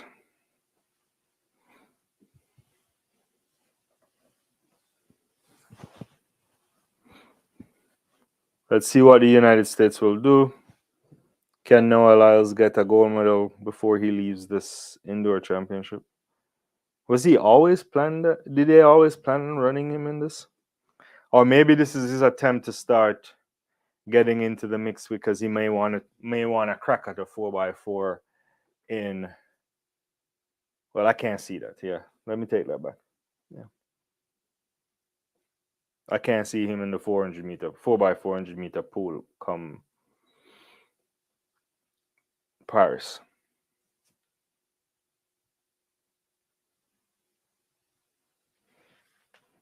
Yeah. I may have to switch cameras at some point, guys.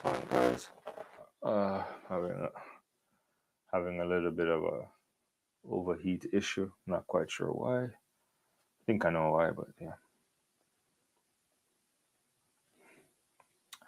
But yeah, this 4x4 is about to start. Bonaveka.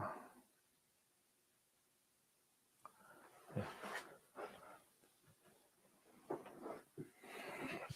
I think Noah has to go around a couple flat fours to say he wants to be in the mix. Not an indoor 4, but let's see. The race is off. I think Patterson for the United States always already taken up a stagger on the athlete from the Netherlands. Pretty good. Yeah, it's coming across. It's gonna break first before the athlete from the Netherlands, the Belgium athlete in third, Kenya fourth. Seems like yeah. It's a good leg right now from the USA athlete. He needs to open up now. Looks like he's opening up a little bit, probably a meter, getting close to a 2 meter lead. Yeah, more than a 2 meter lead. So Bowling gets it in a really good position right now. Yeah, and if he can be comfortable, the USA lead is almost 3 right now. Yeah. So a good 3 meter lead here, almost getting to 4 meters. Well, in and around 3. If Bowling can come around and extend this, then it will give Noah Lyles something decent. Because it's gonna be intrigued to see what Lyles can do. The Belgian athlete is coming up on him, but let's see who's on this leg that can potentially. Yeah, so Bowling is gonna give Lyles a decent lead, almost like a 4 meter lead. Let's see. Oh, there's a little bit of a thing at the end there with somebody. So Lyles is actually extended the lead now to a 5 meter lead. He's going really fast. Yeah. Lyles is running a fantastic leg so far. Yeah. Somewhere around 4 or 5 meter. Well, let's see. The Belgian athlete is coming back up. Does Noah have enough in the legs to really extend it? He's still keeping this lead. Yeah, he's doing it. He's doing it. But the Belgian athlete is there too. It's not much of a lead there. Probably a 2 meter lead too. Yeah, he didn't extend the lead that much, but he kept it. So this is a final leg right here. Christopher Bailey for the United States. And Doom is on this leg from the indoor world champion. And I think Doom is gonna probably overtake this guy. I'm not quite sure. Still about a meter and a half lead. Yeah. Yeah. Can barely hold off Doom. Doom is trying to make a mark right now. He's a little bit wide. I wouldn't go this wide already. He's going too wide. Well, he has to come off of this now. Can he pass him? And he's coming now. He's gonna eat him down. And the Belgian, I think, is going to win the gold medal, 3:02:55. Yeah. So second silver for Noah Lyles. Doesn't leave the championship with a gold medal. So really excellent run by the athletes there from World Lead. Let's see the splits here. So we're looking at 3:02:54 to 3:02:60. Noah Lyles was 45:68 on his leg, 44:88 by Doom on his leg. Fantastic run there. Bailey 45:32. So the Netherlands gets a bronze medal as well. So that's your top three there. The Belgium, United States, and the Netherlands. Kenya in fourth, Poland sixth, and Portugal in sixth. Yeah. That's a pretty good run by Noah Lyles there. 45:68. Mata Bowling was at 45:63. So US pretty consistent there, but Bailey didn't have enough to hold off Alexander Doom. Yeah. Didn't have enough. Yeah.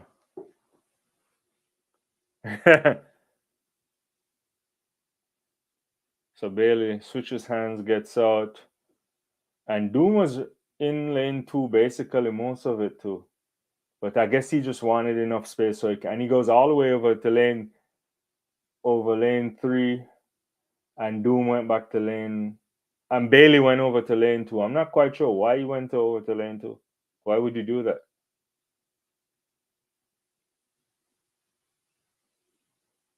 Yeah. Patterson's split was 45-97.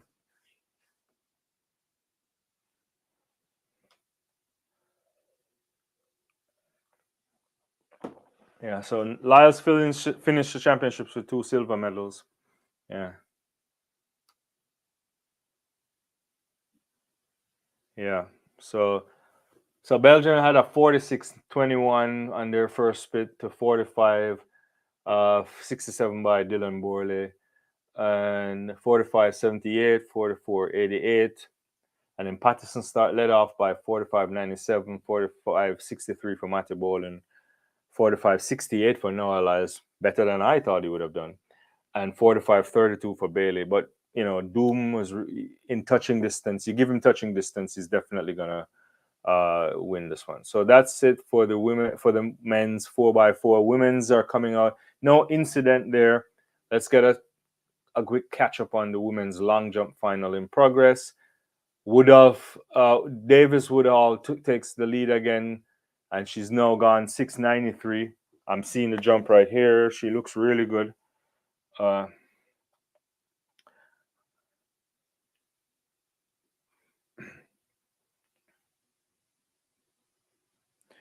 So 6:93, Nichols 6:83, Asani from Germany 6:68.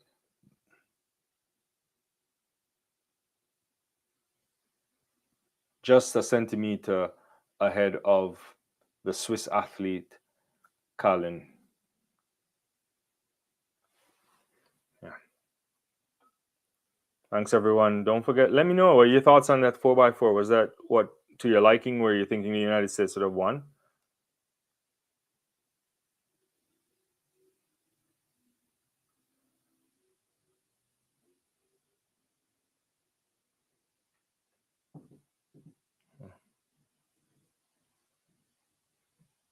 Pretty good.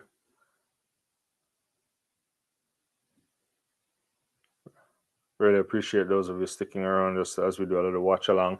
Lots of watch along coming on this Olympic year, and among other sports, we definitely will be also doing a bunch of interesting stuff this year. Don't forget to check out our videos on the channel. Yeah.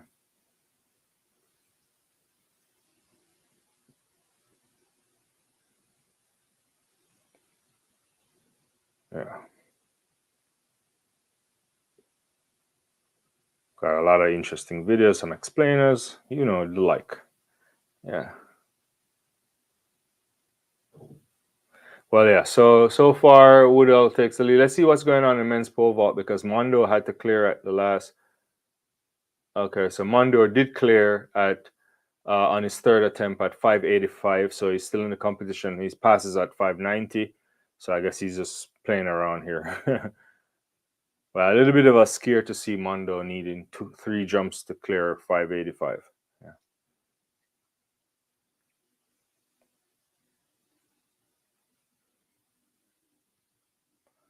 Yeah. Let's see what you're saying here, Moise. This is not the best for the USA. There are many college guys that run faster than the group here. Yeah, that's the thing too. It's also when you have a number of athletes that perform for collegiate teams, they have their own NCAA championships and so on, so they can't make it to a USA thing. I think this happens to even other nation states that their athletes are participating in college. So yeah, this is not an indication of what the United States will do for sure. Yeah, I know you know that, but yeah. Yeah, there are a lot of athletes missing here. It's not, but also at the same time, I have to say it was healthy to see a number of athletes who you wouldn't normally expect to show up at a World Indoor Champs, especially in an Olympic year. Excuse me. That they showed up, and that's a pretty good thing to see. Uh,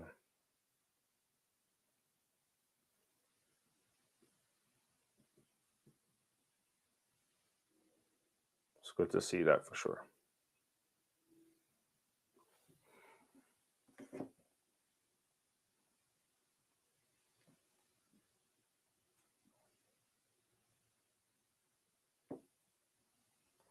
Mondo, I just saw the Mondo clearance. It looks okay. He's not in the best of shape. Let me tell you, it doesn't look like a clean Mondo yet, but Mondo is Mondo, so he'll probably, as we say, is passing on this marker here, uh, and we'll see what happens there. But Kendricks is has a clean bill of health across so far. Kendricks over 590 already. The Greek athlete didn't get over 590 on his first attempt. I think he's gonna pass and go up. Yeah.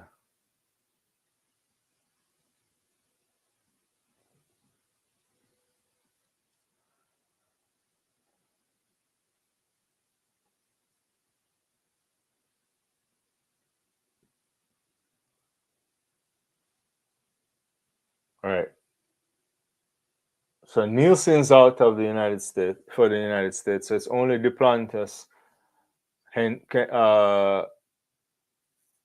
Corrales from Greece, and Kendricks in the mix. So this is gonna end up getting some interesting things soon. And I think Mondo will just try to go over whatever the next height is, win this,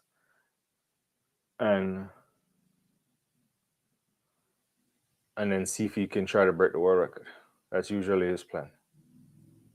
Long jump. Let's see what's going on. It's still the Serbian has just moved up into third place. So only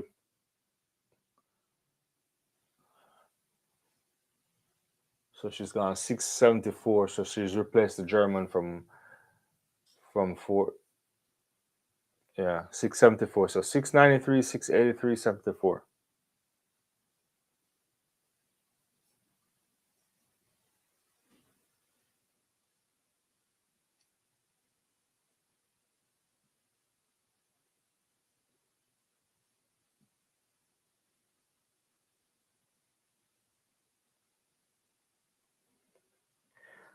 The NCAA have many others, including the Georgia guy that ran the world record, not ratified. Yeah, it's interesting. Yeah, I feel it for the kid that his world record won't get ratified, Morales. But actually, the fault here lies at the NCAA because we know there's a standard for world records. Some people can argue like, "Oh, you don't give the guy the blocks wasn't set up the right way," and but they have to have a standard, and for many of these championship meets, like if it's a SEC championship at Big Ten, whatever it is, it's more than capable of getting the right equipment needed. I mean, they did drug test him, so that's important. because there's a series of protocol you have to take when you're going to ratify a world record. But one is with the equipment. If there's faulty equipment, if things aren't set up to the way they want it to be, then an athlete won't get the world record. And I think they have to do it. Yeah, I could understand if he was just, he broke the world record on a weekly college meet at one of these, indoor facilities where they weren't necessarily thinking of having the system all the time. But this was a championship. Get the system in place because athletes can do wonderful things and you don't want to deny athletes. But that's the NCAA there and the colleges in general in terms of them. Look, from what I know about college sports and the people who I talk to, especially people who control facilities and so on, um, I'm very close to some of these people. They have to, um, once they demand certain things, then the conference makes a decision on it and they implement some of these facilities. And I know track and field doesn't have the same level of money as basketball and football in American football, but many these universities are extremely rich. They can work out something. All in the game. What's going on, my man? Trevor Bassett, Fred Curley on Twitter are not happy that Lyles seemingly forced his way into the 4x4. Fred has been asking to run the 4x4 since 21, have been refused by USTA. I did see a Fred thing just before I came live, and I didn't really know what the tweet was in reference to. Actually that you gave, because he was basically saying something about the politics of USA track and field. I appreciate you telling me the answer to this. Yeah, it's really interesting. I think I don't know what to say about this. I think if you're short of an athlete, you can put any athlete there like him in the mix, but there's obviously the politics of it, right? I'm sure they're not short of 4x400-meter athletes to participate in their 4x4. Noah, they're trying to set up Noah for something special because they're trying to create a narrative around it, I would imagine. I don't know. Yeah. Will you really put it like what how does he get into a 4x4 even outdoors? Are they gonna create a camp and he's gonna show up and run a couple of these things? Will it be good enough? I cannot see how under any circumstances that Noah Lyles runs and not certainly in a final, right? Especially given the quality that you would expect from a United States team. Fred Curley, for sure, you could have seen in the mix for a while. But even now that he doesn't run 400 meters anymore and he's just a 1-2 guy, the US has so much depth of talent that there's some undoubtedly will find some 44 low kid who doesn't make the team that could make a claim for a position on their 4x4 relay team. So I don't know. But so you're saying so both who Bassett, Trevor, and Fred Curley. I mean, USA track and field is interesting. I'm telling you, this whole building up the Olympics, and it also makes it. I was about to say that too. Yeah, he's better than Noah. I, you wonder what kind of pressure is on these people, right? This all these advertisements of the games around, especially here in the US, on Shakari and Noah. They have been the poster child. I did see a Katie Moon poster the other day. I did see a few other things. I see some beach volleyball, a couple of gymnastics, but every time I watch the Premier League or anything on NBC, it's just these two. Yeah, so I don't know. We're gonna get this 4x4 out here right now for women. This is supposed to be interesting. Yeah.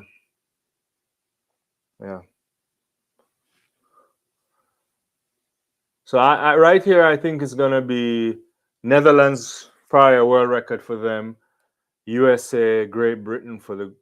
Those are my three medalists I'm anticipating here.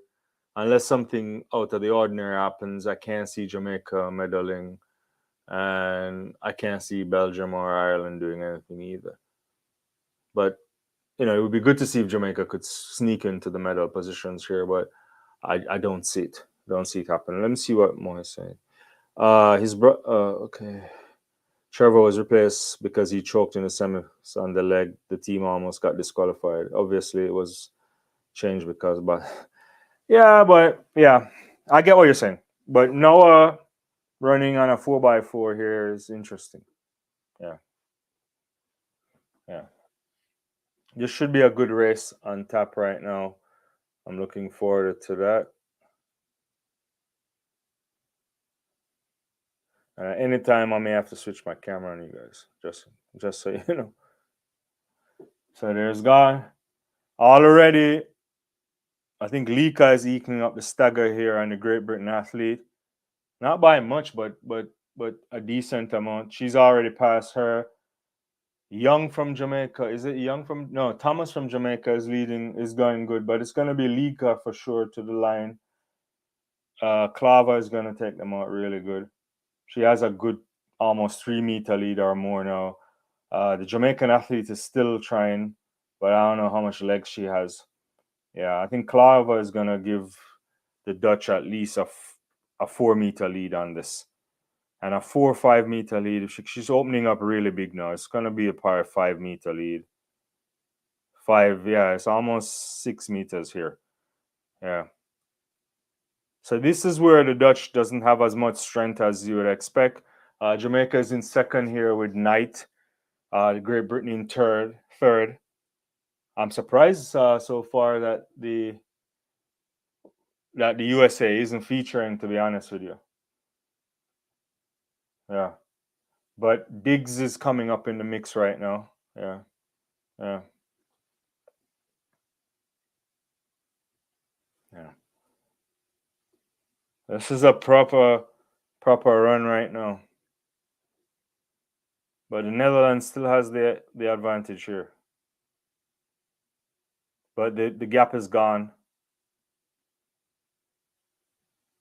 This is really good running here.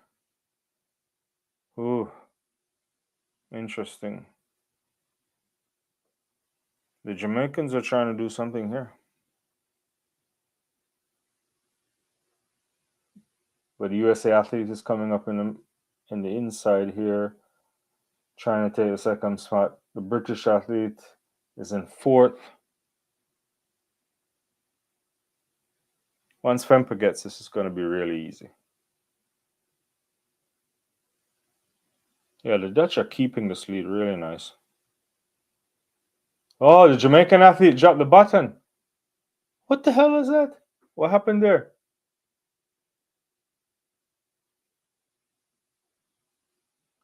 So the Dutch Femke is going to get the lead, and if Femke gets the lead, nobody can take it away from her. Yeah. So Femke, Alexis, supposed duel, but that's not going to be anything.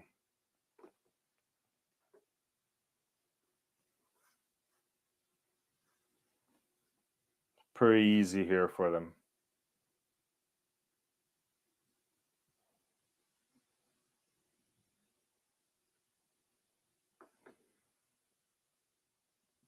Interesting.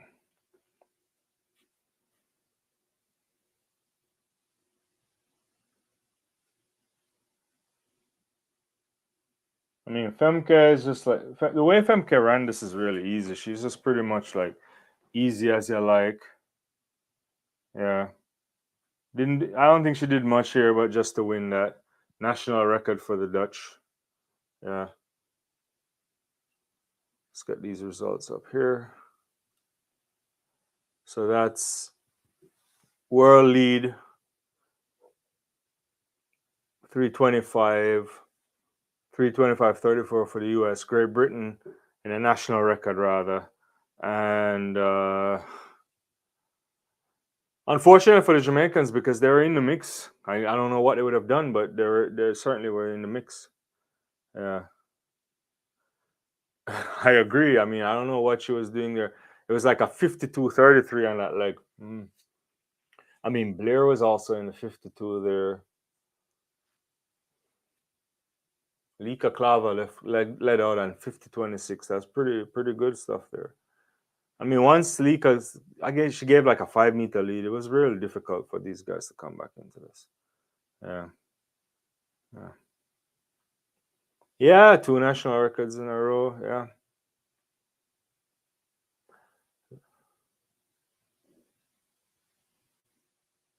yeah. It was Diggs who brought them back in. Yeah, and GBM missing their two fastest runners. Yeah, yeah. Amber, yeah, she's fantastic. Yeah, yeah, yeah. Yeah, I mean, I think outdoors this year they should be good, assuming these girls are healthy and not like burnt out by the time the NCAA is. What's your performance at the meet so far? All in the game. I've been asking everybody this. It's been some interesting stuff. Is it Femke's world record? Is it Grant's continued dominance? I really, if I had a soft spot this morning, I really love that Tia Lafond uh, getting past 15 meters and winning. Seeing Ryan Krause all the time. Really interesting stuff at this World Indoors. Yeah,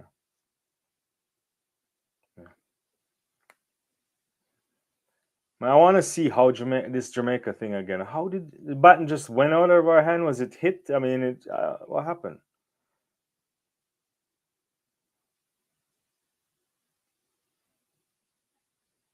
Let's see what's going on. Let me get a quick look back on the pole vault. Uh, all three men of failures here at 595. Mm. See what's going on. Women's long jump. Woodall has gone over the 7 meter barrier mark rather, so she's now 707. Nicole's still in second. She improved somewhat to 685. The army from Spain gets up in the mix right now, 678. Asani now fourth at 677. So the long jump is hotting up. Two more to go, or one last round to go for most. Let's see what All in the Game is saying here. Has to be Fenke. 2 goals and a world record. That was great for Lafon. Been impressed with Italy. Yeah, Dosso Forlani. That kid was really good yesterday too. Simonelli Fabri. Yeah, also getting medals. Yeah, yeah. In the shot put, Fabri was good. So yeah, Italy's been doing some interesting stuff. Really doing some interesting stuff. Yeah. Oh, my producer's here. Yeah.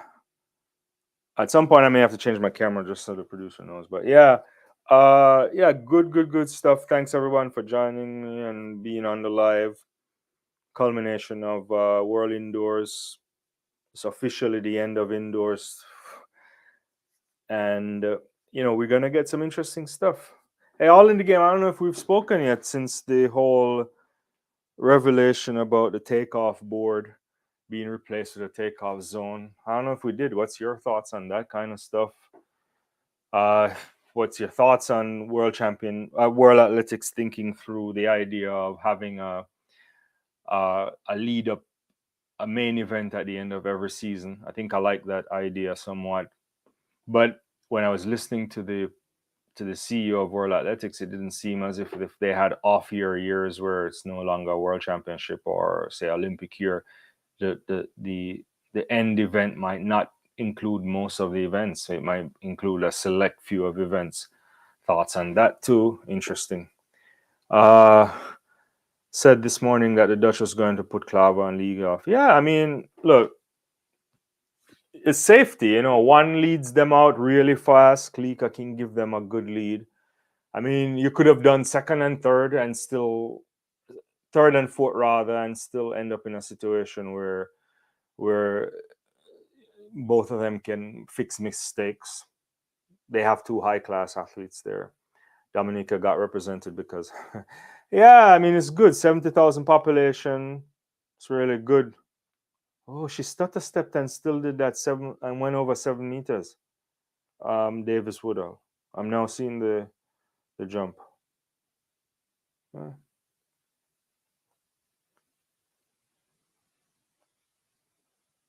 Yeah, she's still what 4 centimeters off the bar of off the board. Yeah, pretty good. So yeah, so one more attempt for these athletes here.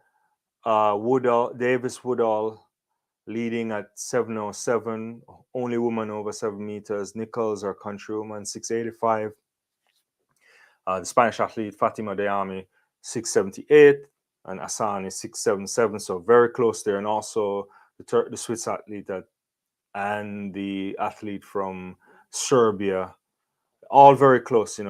A major big pullout, and you could get some shifting around of the medals. All in the game. Feels weird that the 4x4 aren't closing out the champs. People are mad, even though it's just a trial. They may not result in a change to the long jump depending on the results. Why not do the trial? I think the trial makes sense to have happen. I think I was saying it on a live, right? Look, the long jump, as history tells us, is it's one of the events that comes from the pre-Olympic days, right? So the ancient Olympics that gets into the modern Olympics, some variation of that existed. Up until 1912, we hadn't have any serious revolution in the long jump. They used to do the standing jump until, what was it, 1912, I think. They switched over in 1904 Olympics. I have to check this out again. I should do a video on this. And then for the better part of over 100 years, it's been the same thing, right? You have a takeoff zone of 30 meters and a runway, rather, and you have a board and you hit your foot on it. And the most innovation we've had in the long jump is measurement systems, right? So we've moved from tape to EDM, and now we have VDM, right? And that's been the biggest improvement we've seen in a long period of time. And VDM, even people are complaining when they replace the plasticine. They're like, "Oh, what's going on? It's not fair." But we quickly got into the mix because you can get measurement really quick. And so I really think that it's interesting. It will fundamentally change the sport. I can understand from an athletic standpoint, and if we do sports history, that part of being good in the long jump is to plant your foot on that piece of board and to maximize it as best as you can. And so if now you can take off anywhere in the zone, I still think that athletes will want to exploit the zone as further as much as they can. But we'll see. I mean, we'll get measurements so fast because everything will be in the system, and it will just provide instantaneous results. So there is something from a spectacle standpoint that I think might be interesting, but who knows? Yeah, yeah. Let's see what's going on in the pole vault. Mondo finally clears 595, so he's probably gonna win right here. It's all in the game saying, yeah, things change over time. If the trial doesn't work, then you can point to it as evidence that it doesn't, rather than just refute. I agree. I think trial must happen. I think innovation in the sport must happen. But we all know sometimes World Athletics have their own trials and they never implement some of these systems. For example, I think their own study from 2009 talking about changing the reaction time threshold, right? They ran a study, a bunch of Finnish athletes are in it, and people are starting as fast as 0.8 or better. So I think that's a threshold that needs to be addressed too. Finally seeing this Mondo. Oh, that's not bad for Mondo. Yeah, so you need a bunch of innovation. I actually think a lot of the innovation in track and field needs to be presentation as well, right? Like, and that may not necessarily be only from us, from the governing body, but it needs to be a partnership with the media people. Like, how do you explain sport? Sport needs to be relatable. Sport needs to be easy to digest from a standpoint of from spectators and fans that don't care enough to know every detail about the sport. And so that doesn't include me and you all in the game, or many of the people who might stick around on this live. It needs to be presented in a fashion. And so the easiest thing to understand in all of track and field is that somebody run across the thing first and they win. And they're fast. But still, most people, if you go through the context of that, the average person don't understand time and don't understand what the difference between 9.7 and 9.58 is, right? Like, they don't realize, right? Or So still we haven't cracked some of these interesting codes. So there's so many beautiful things that happen in the sport of track and field: triple jump, long jump, hammer. People doing interesting stuff. They don't know, and when you get to the distance stuff too, it becomes ridiculous. Like understanding timing splits and all that stuff. So how do we make that a digestible thing for people is something that I think the sport wrestles with. And until you crack that, I think it's hard to still crack the sport as a global thing that can be in the hearts and minds of people outside of the Olympic Games. Yeah. Yeah, the new global championships in 26 will take place over 3 days, like World Indoors will only feature certain. Yeah, I saw this, so how will they decide these events? That's the question I'm asking. You know, what are they going to show? But if they go straight finals, though, all in the game, it's possible, right? But are they packaging it for a TV audience, though, which they have to do? But if you go straight finals in many things, it's easy, right? You can run a 10,000 meter right away, 5,000 meter right away. You just have to pick one. It's just that no one will double up on that, right? You could do a long jump, triple jump, obviously. You can shot put, discus. Everything can still get in there. It's just that you may have to go straight finals on many of these things. But they won't include everything. Yeah, I don't know. I'm wondering what will make it. Yeah, I saw I know that I did see it. I listened to the thing. It's 2 rounds, but I my point here was like you could get in more events if you go straight final on some stuff.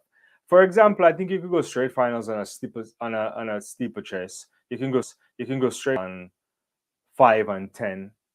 It's big stuff. Track is big enough. Yeah.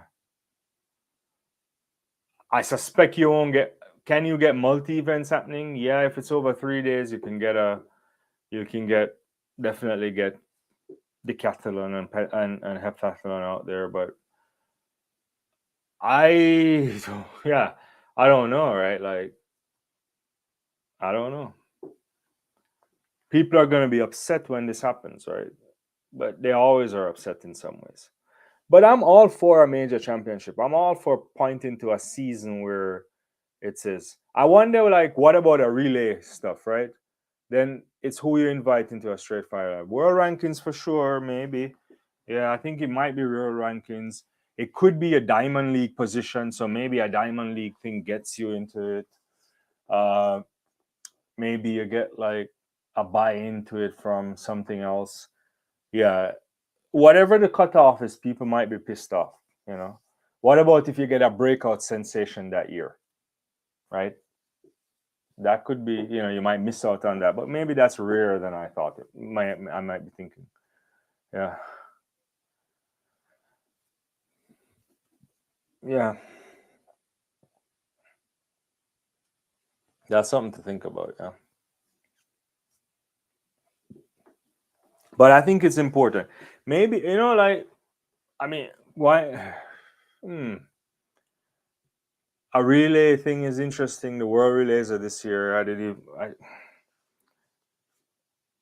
That could be a thing that ends some champion, like a major championship too. But that's only relays. Yeah.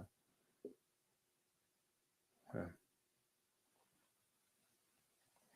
No, you're right. I mean, we often forget stuff too. Like even when they decided to create the world championships, that's on 40 something years old now. So it's like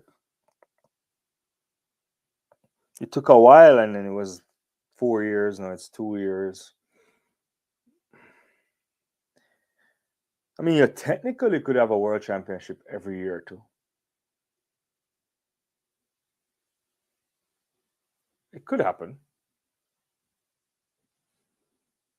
It's just that whether or not they can market it.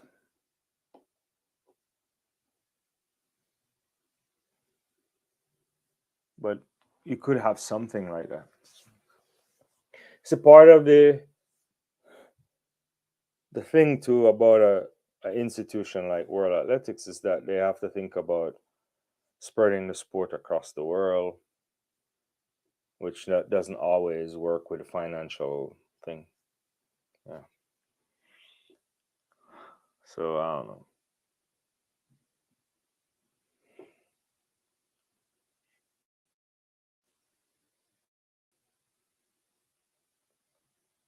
So Mondo passed on 6 meters. Sam Kendricks didn't make it on 6 meters, so he's done. Yeah, so it's over now. So I think Mondo is probably gonna go to world record soon.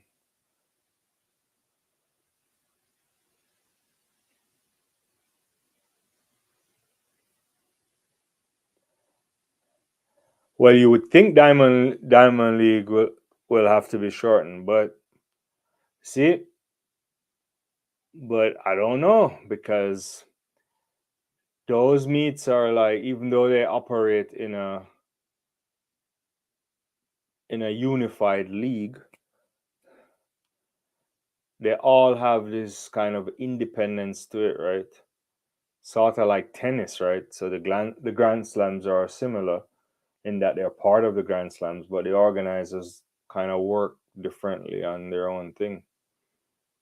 Yeah. So let's get the finals of the E Hammer, Scott and Erm.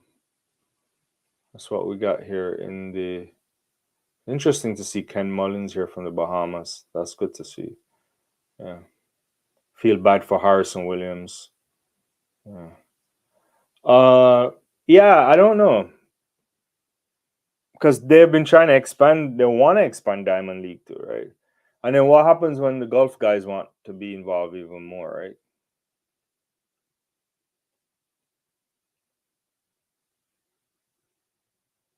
It's really interesting because, yeah. But there is enough, well, you might disagree, but everybody wants to be a part of the Diamond League, you know? Yeah. No, it's good for Ehammer, yeah. Yeah. Because, multi-eventers suffer, and sometimes you never get it right.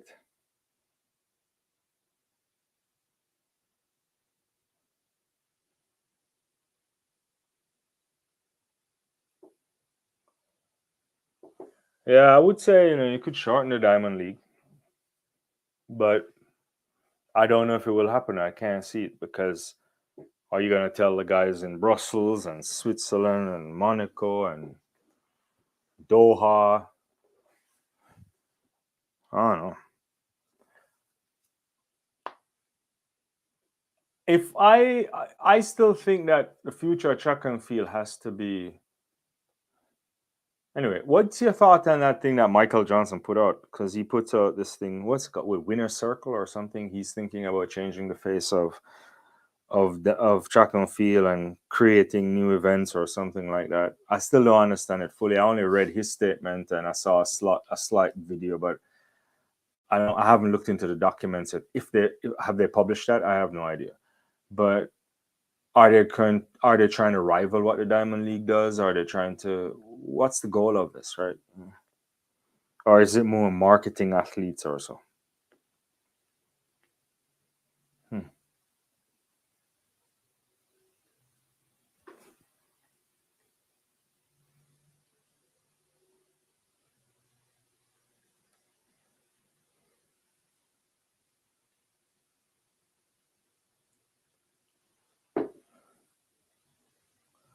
Well, that's it for the long jump.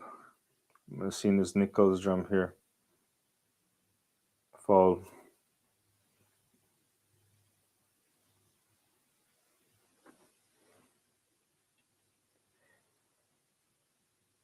MJ provided no details, and will there be any collab with World Athletics and DL? Are they rivals? It's not clear. Yeah.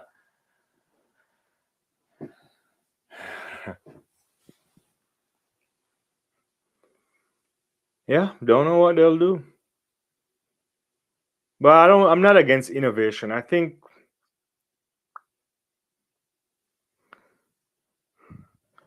also think that track. I think it's partly because they think track is also dominated by Europeans, right? But there's athletes who talk about, you know how at least they can. The ones who make a living, they like it, right? They prefer to be there because they get better treatment. People look at them more. They got stadiums that are filled usually, but it's just not enough money in there to sustain the sport in any kind of real way until you can get major markets involved.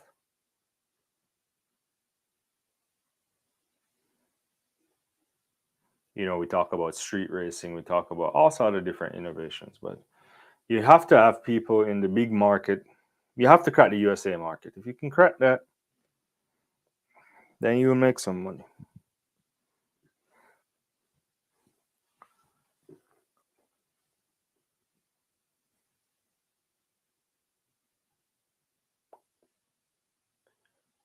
All right, so this, barring anything in the women's 60 meters to come, hurdles, I expect Charlton to win this gold medal. Can Masai Russell upset Ken Semba Mahela rather, upset? See what Mondo is doing here. Oh, that's not good from Mondo. He's all out of sorts.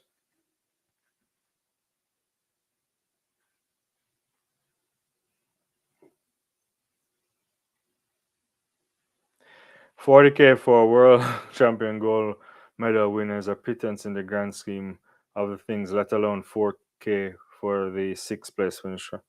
Yeah, it is. Imagine you're like a superstar and it's like ridiculous. I still think about it. When you look at an athlete like Devon Allen, who was very close to potentially winning or definitely medaling top in the sport there, and he rather goes, regardless of his love for football, he rather goes to be on the practice squad at an NFL team because he knows the salary will be much better. It speaks volumes, and I know the NFL is the richest league in the world, but you have to do better, you know. No, it is exceptional that Bahamas has two athletes. They're doing a fairly good job here. Uh, the Bahamian nation, they overproduce. They outperform their everything, their population size, everything. It's a lovely, lovely place for sport.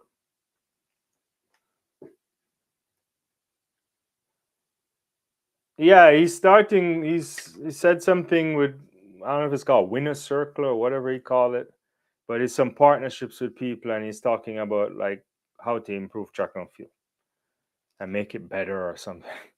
But I didn't see any details, and then All in the Game confirmed that there wasn't any details.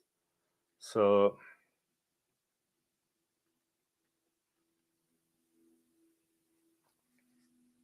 I'll wait until we see it. I keep saying that and I really believe this, if World Athletics wants to be much more known and everything works out well for them, they need to they need to they need to do something by getting NFL and NBA and Premier League people involved to help them, like people who work from there.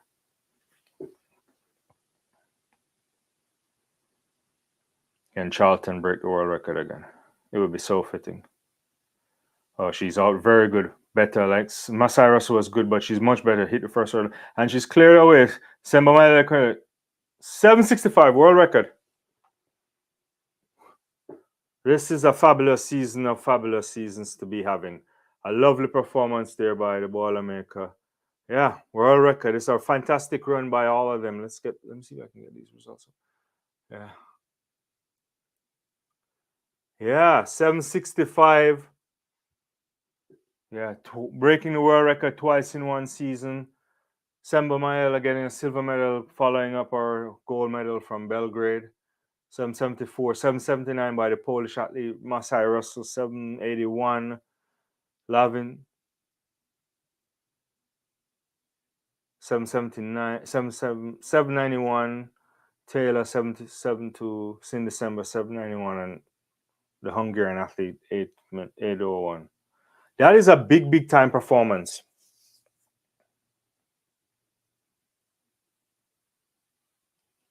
Yeah. Charlton is something special this year over.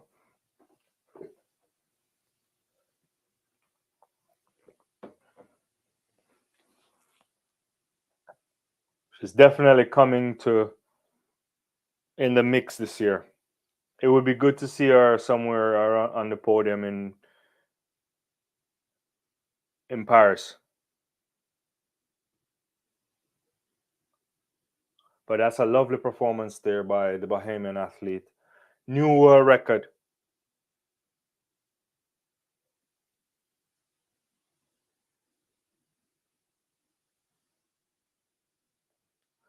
Yeah.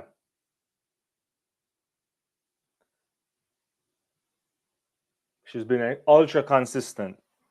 On the tour, her record, she could have broken it again recently. When was it? When was the last one she did? Madrid, I think. And look how she gets out. Very fluid. Gets to the hurdle first. Clean. Head down. The third one not as great, but head down nicely. Good arm. And extending that. Very nice. Very nice. Yeah. Yeah, she did slightly clip it. Yeah.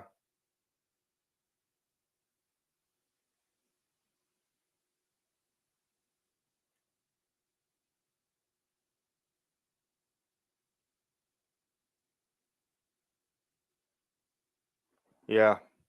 Very good. Very good.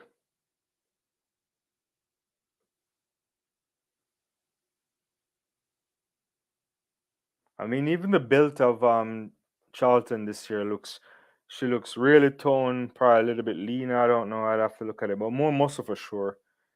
And winning a title, gold medal, world record by herself this year because obviously we know Tia Jones had equal her world record in altitude at the U.S. Championships.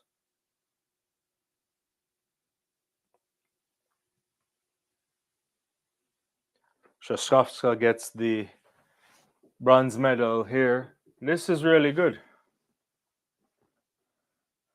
Yeah, all at sea level too. Yeah, it's really good place to do this. This is a fantastic performance. Capped off what I think is one of the most brilliant, probably it is the best indoor 60-meter season hurdles by anybody. Uh, and she was super great this year. She wins the global title, doing it so in a world record. Hats off to Devon Charlton. Have an extra special type of like for her too as a boilermaker. But yeah, very good, very good from her. I thank you everybody for joining me. Thank you for those of you just hanging out, my regular friends of the channel. Yeah, so we're getting close to the end of this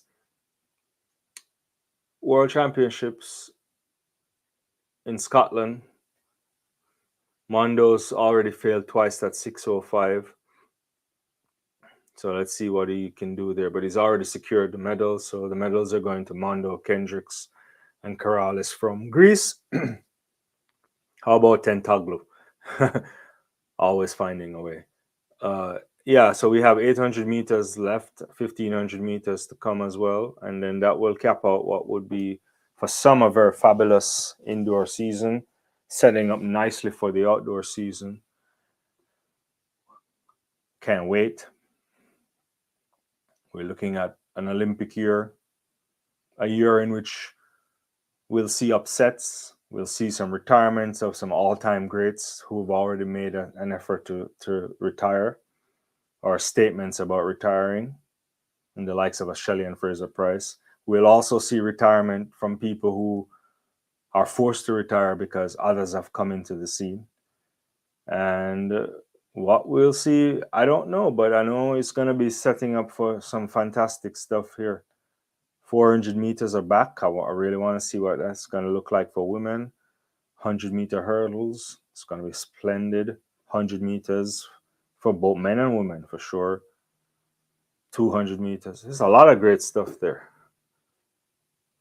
That's a good point here, all in the game. Next step is sub 12.4 for Devon Outdoors. Would love to see her. Yeah, Antonique Shawnee run 4x1 in Paris if possible. Yeah, who knows? They may have a couple other young girls that can get into the mix. I have to look at the list, but that would be great. That would be great. Will Bryce Hoppel do it this evening? You know, so men's 800 meters.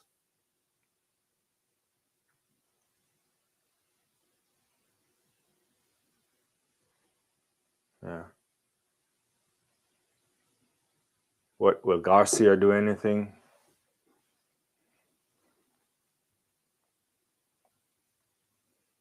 There's the guy from Italy, Ticiano, or whatever his name is pronounced. A Hoppel. My money's on Bryce. I don't know.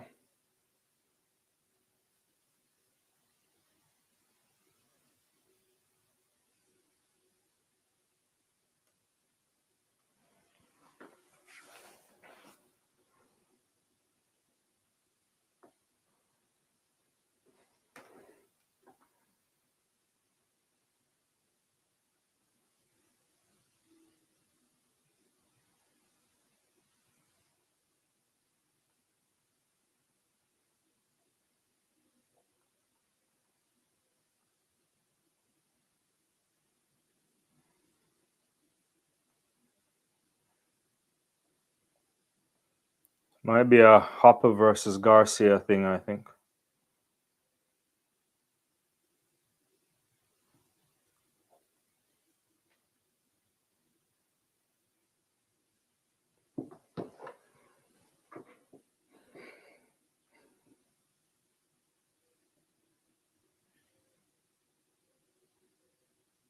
Robert Jocelyn there between the other athlete to get to the front. Hopper is kind of hanging out under all the way over now in lane 3, 4. Well, 3 rather, back into 2. I mean, there's a lot of kind of fighting going on in this meet.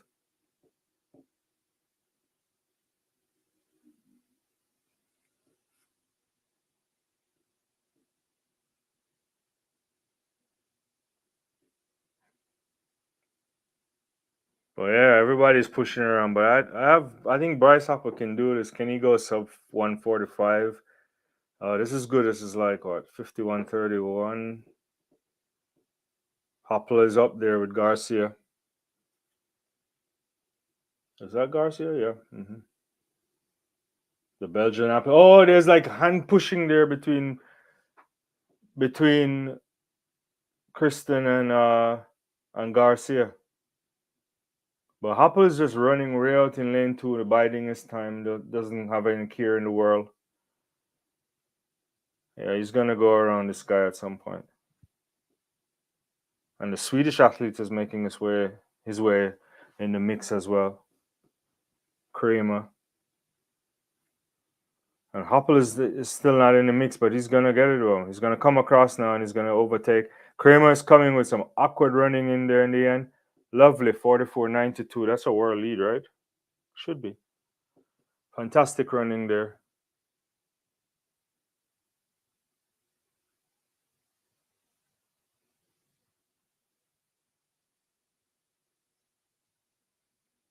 Yeah, it's a untidy race. What's going on, everyone? I don't know what this is. When the outdoors will start, but I don't know what that means.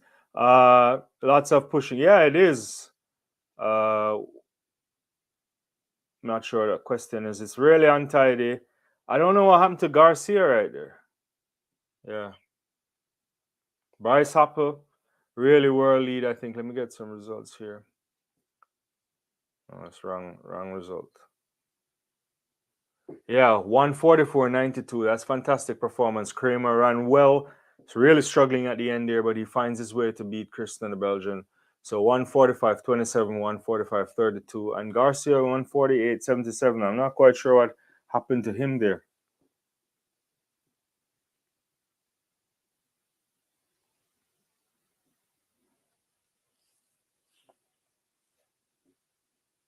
Yeah. Let's see what's going on in the pole vault. So Mondo on his third attempt went six, it's a good went 6:05, so he's still in the competition to make rounds. Back to the men's 800-meter final. I don't know what happened to Garcia. He looked like he was in the mix, but then after a while he wasn't there. I thought he was gonna do a kick, but he just ended up getting run out. I don't know if he's injured or anything of the sort. But fantastic run by Bryce Hopper, sub 145 world lead. Yeah, if things goes well, he's doing. Let's see what he can do on the outdoor season this year. Yeah, another medal for Belgium. They're having a fantastic championship, so I agree they're all in the game. Yeah, yeah.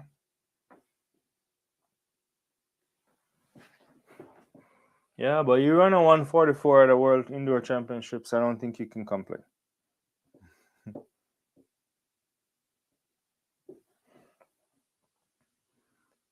Yeah.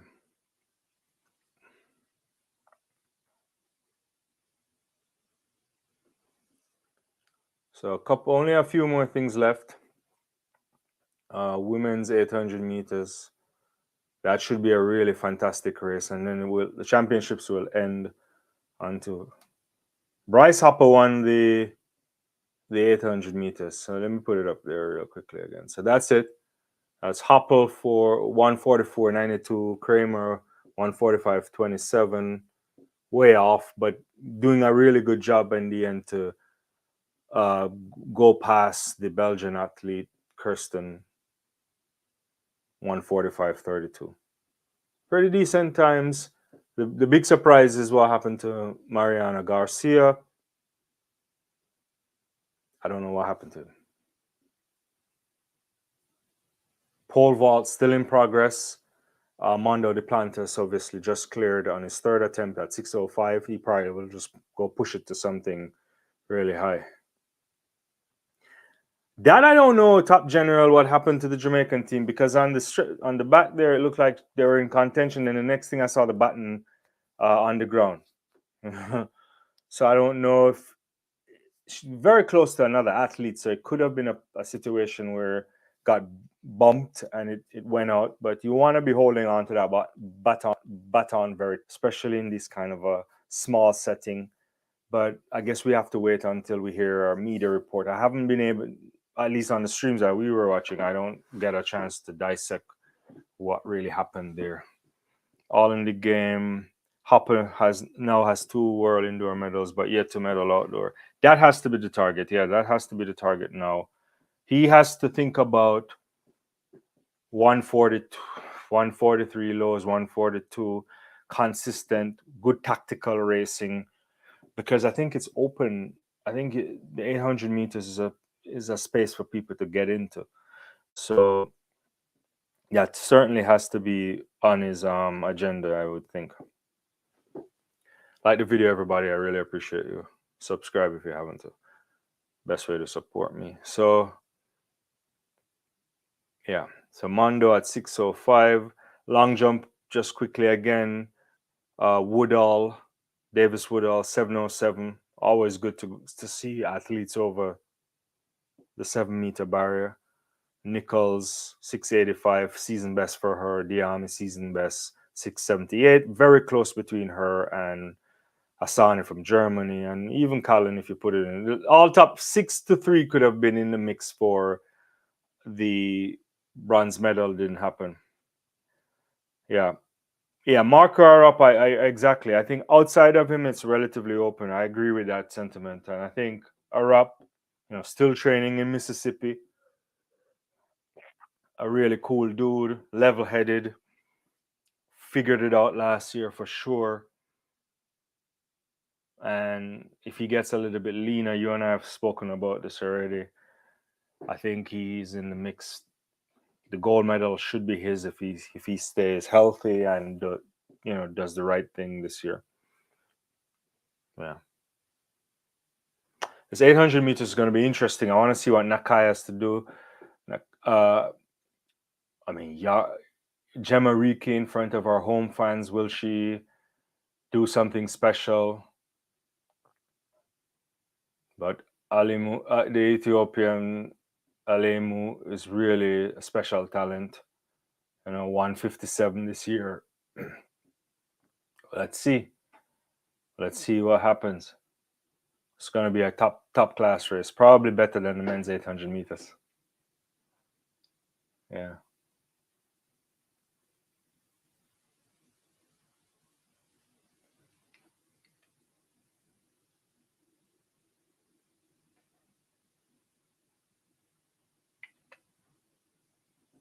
Yeah. Yeah, it's gonna be. Yeah, I expect a cracker right here for sure. All in the game.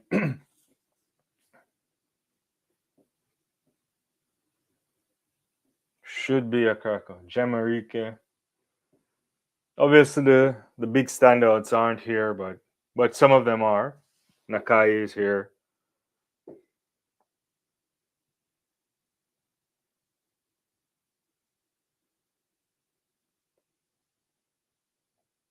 Yarigo.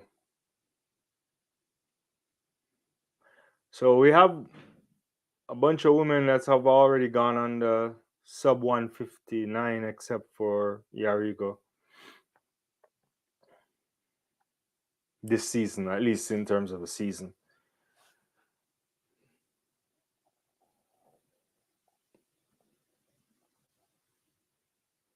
I mean, these Ethiopians just be popping out these athletes every year.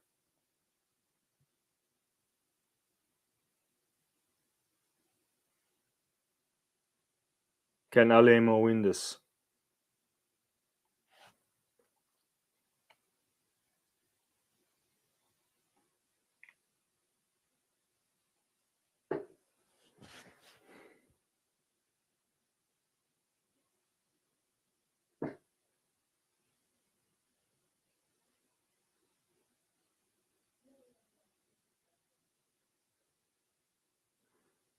It's really good there.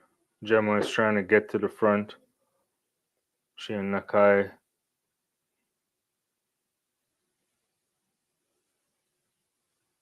Dogyuma is leading.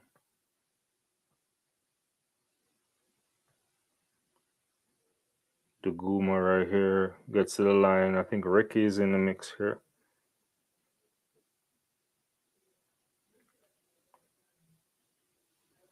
Yeah, it's a pretty slow pace right here.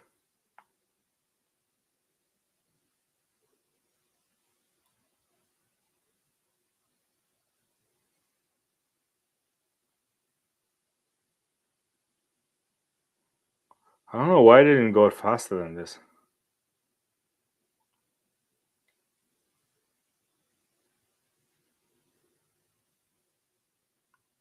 So it's just a bunch between Ricky, Doguma, obviously, Almeyu in the mix, Yargo. But she's already, yeah, this is not. Everybody is in this. I'm surprised they didn't push the pace much faster. This is going to be slow. I don't even think they're going to crack 2 minutes here in this race. It's impossible. It's 133 and 1 lap to go, or 2 laps to go, rather. Yeah, they can't crack that. This is super slow.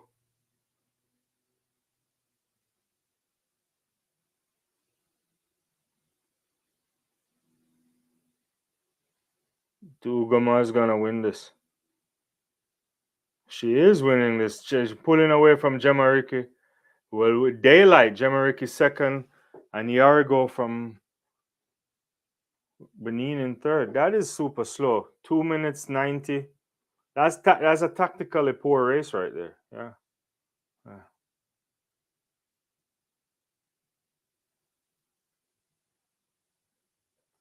Yeah, I don't know why they didn't do this properly. This is a poor race. So it's Diguma won it from Ethiopia 201.90, Jamariki 202.72, and Yargo 203. Alemu is like way down in fifth in 203 or 89. And Nakaitu 205.53. This is I don't understand what kind of race this was.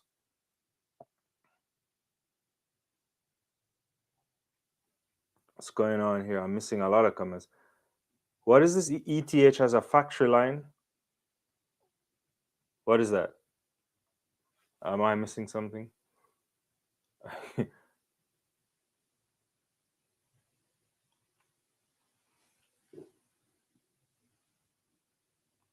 I mean, Yorga's on the floor like she's really happy.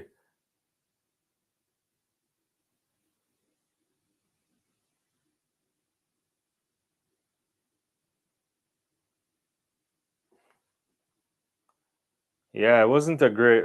Oh, ET. Oh, oh, I get what you say. Well, at first, when you said ETH, I was like, Elaine Thompson. Like, this is how how long I've been on this life. Sorry, all in the game. Yeah, they do. That's the right way. They produce these athletes that year after year. Yeah, 38 years old. I didn't realize she's 38. Yeah, that's fantastic. No, yeah, yeah, very very commendable performance from her. Yeah,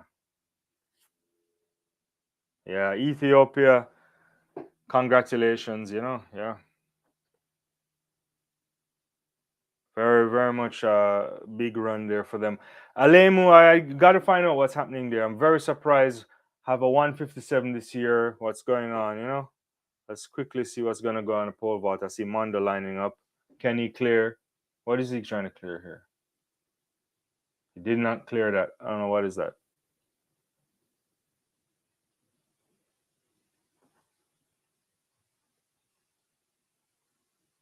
Appreciate everybody. Thank you for coming on the live. For all the new people, obviously, I always appreciate the regulars.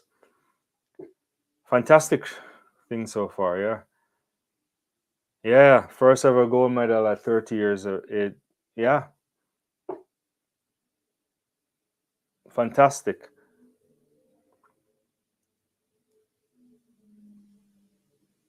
I thought Jamarika needed to carry the pace out faster if she wanted to be in the mix. This is what you call like you didn't 2 minutes. I thought they were gonna definitely run like 158 or better tonight. But that's the thing. If you don't go on the pace, if you don't take the pace out early, then you run into trouble. So two more events before we call time on the World Indoor Championships in Scotland. Really quick look at the results here again.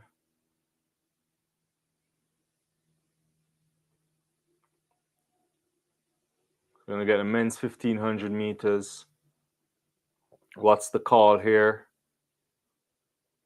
Is it Nordas? Is it Hobbs Kessler? There's Samuel Tefera there too.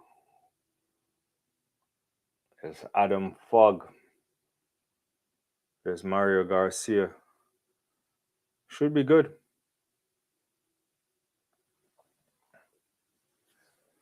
Two more races. And that's it for the World Championship of Athletics. Mondo is over here. What is Mondo doing? Is he? What? Where is the bar at in the?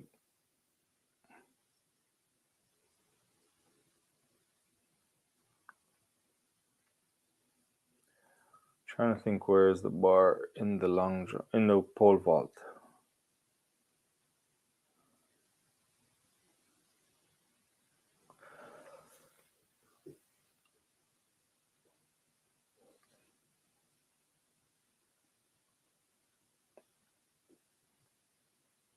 Yeah, big double goal for Doom, right? Trying to think about all the great stuff that's happened. Double goal for Femke Bowl as well. Some good stuff happening at the championships for a few athletes. All goes well for the outdoor season for some. World record from Devon Charlton today. That's probably standout for the day.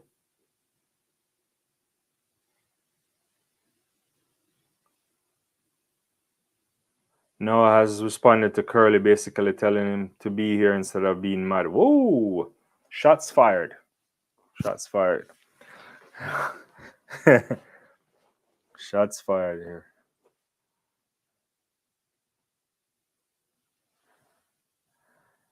Yeah, that's really good for Ethiopia. Mesfin, if I pronounce that correctly, forgive me. Yeah, fantastic. As we've been talking on the channel, Ethiopia is one of the great nations of track and field, always producing high quality talent, always in the mix. So it's fantastic to see. Credit to the sport. The conveyor belt there is tremendous. Yeah. But back to this. I need to go look at this. I need to pull this up. Let's see if we can find that tweet. If my producer is around, we can probably find the Noah Lyles tweet. We can put it up.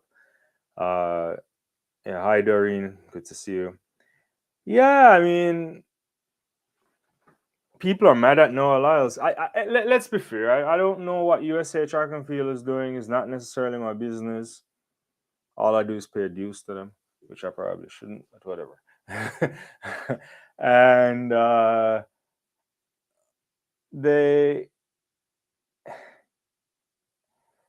there's certainly a storyline being created for Noah Lyles. One that I'm not quite sure if you're thinking about putting him in the pool for the 4x4. How does that work at the Olympics? I need to see the timetable. Like, is he gonna just run? Run? They're gonna get him in the mix. It's not like an Alex and Felix situation, right? I know in the end with the Alex and Felix stuff, especially in the last World Indoors, you realize that they try to make a way for her to go out, right? But he's not at that level yet in terms of getting ready to retire or anything like that. And it's the last swung son, so who knows? Uh, there's another 400 runner that moved up like Mary Morrow. Wise decision. Women's 800-meter is going to be spicy this year. It's certainly going to be. Yeah. You get a thing back. Keely Hutchinson, Nakai, Mora. Well, Mora first, not even Nakai. Sorry. Oh yeah, it's gonna be nice. It's gonna be nice. Ethiopia, land of athletics, and the black people with heroic citizens. Yeah, it's fantastic place. Produces a lot of great athletes. So we're getting waterfall start here for the men's 1500 meters, and that should be good. What is Mondo doing?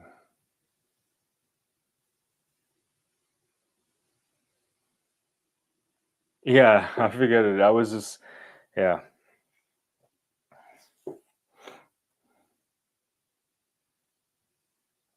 Nardas is already just like running wide in this 1500-meter final. I guess no interest in getting bogged down or anything. Thank you everybody for joining me. Don't forget to like, subscribe.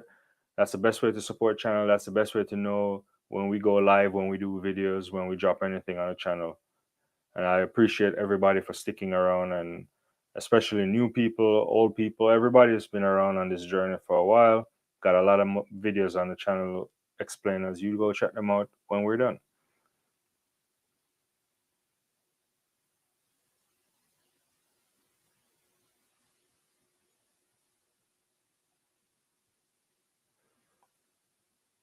So there's Kessler in the mix, Cole Hocker. There's also the athletes there.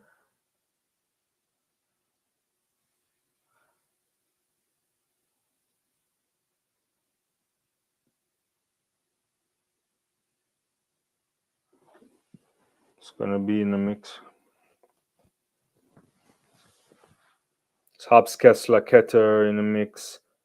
Samuel Teferi.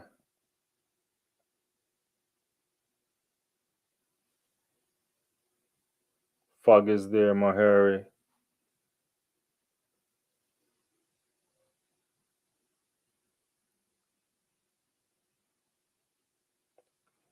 Nardas is out of the mix right now. But where's the New Zealand athlete? He's not even in the mix yet, is he? Oh, he's way wider. Is that Nardas way wider? Yeah.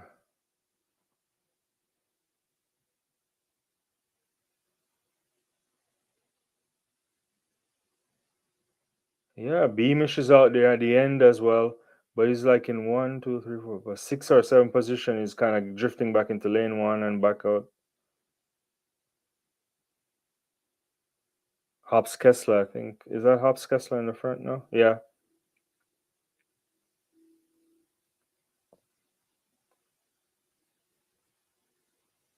it's gonna be great. There's Haka in the mix. Nordes is trying to pull up there. There's nobody in the mix right now. Nordes is trying to get in the mix now. There's a Portuguese athlete right behind Hobbs Kessler.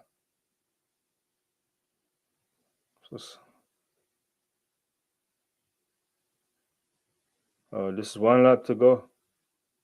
1, 2, 3, 4, 5, 6, 7. Oh, Beamish is trying to make a move right here. But it's not even a picture. It's coming around now. Whoa. He's overtaking the Ethiopian. Nordes is still there. Hobbs Kessler, Hoka, the Portuguese athlete. And Beamish is coming around in the corner. He's going to pass all of them. This is a ridiculous finish. Beamish, Hoka, and Hobbs Kessler. Where did he come from?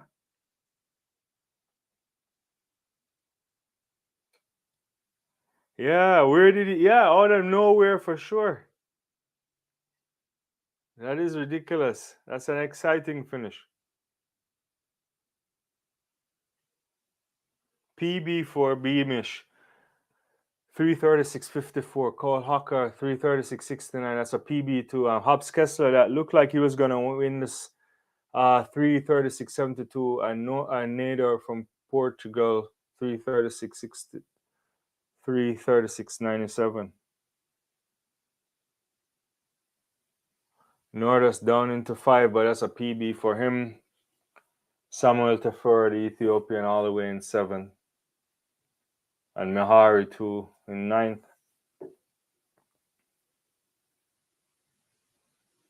Yeah.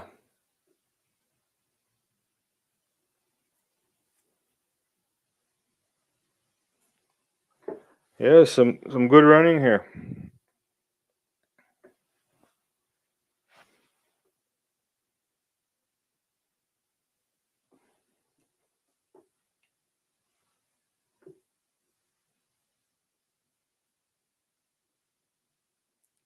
So one more.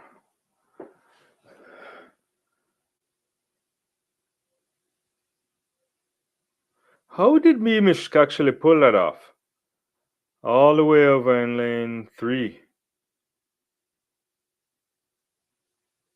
Very good running by Cole Hawker too. Hobbs Kessler was pushing it, couldn't find enough there. And then Neda's looking over to the right and he's like, oh my God, I just got run out. I can't believe it.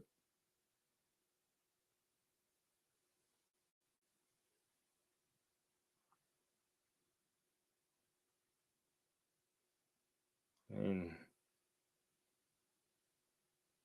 fantastic run by Beamish.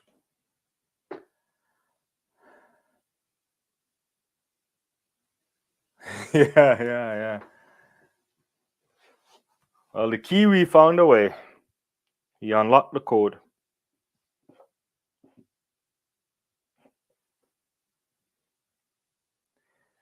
Yeah, yeah, still got my runs done. Yeah. Didn't she just like finish her thesis or something like that, or was working on something like that?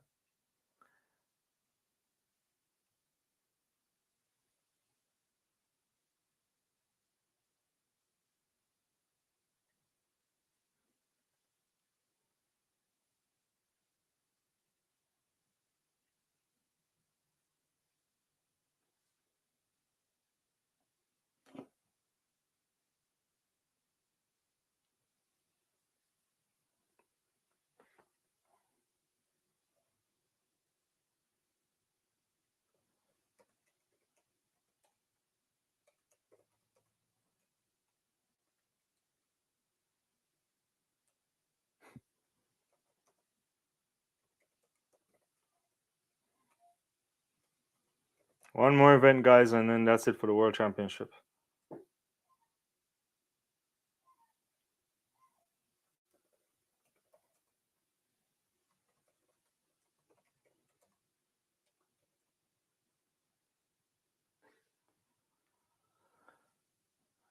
Oh yeah, yeah. Submitted their thesis the day before the champs. No, it's fantastic. It's fantastic. Yeah, fantastic.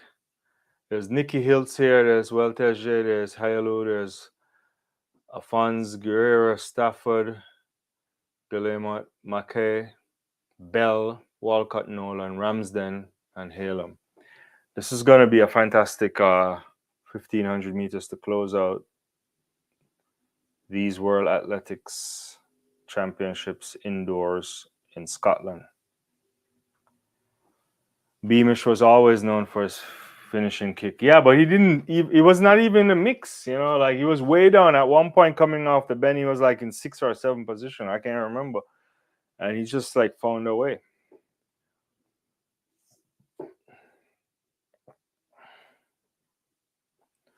Found a way. Desperation, according to. Hey, if that's what leads you to the gold medal, you have to find it, right? Yeah.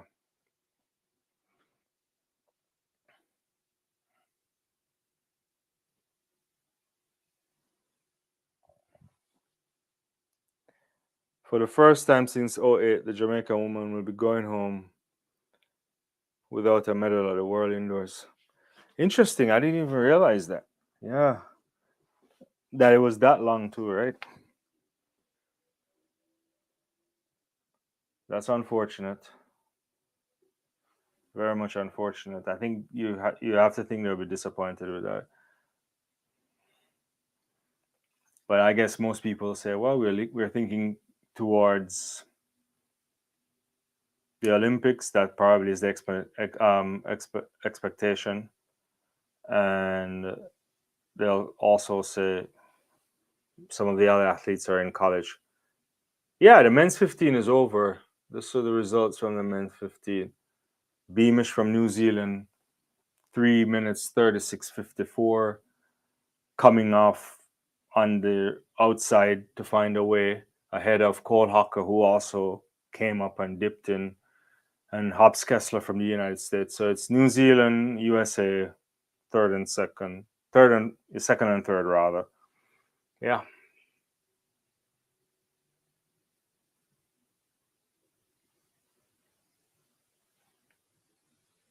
Let's see what Mondo is doing here. I guess it's over. Yeah, it's his third attempt on the world record. It's gone probably. Yeah, Mondo can't get up there, so he gets a world lead of 6:05, wins, and it may sound boring, but Mondo always wins, and it ends up with him trying to break a world record. In this case, he hasn't. Yeah.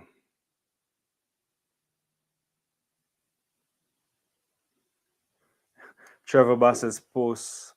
What? Trevor Bassett's Twitter post with Isaiah Thomas video reading Noah Lyles' situation is funny. I need to see the link for that. Let's see if I can find a Trevor Bassett.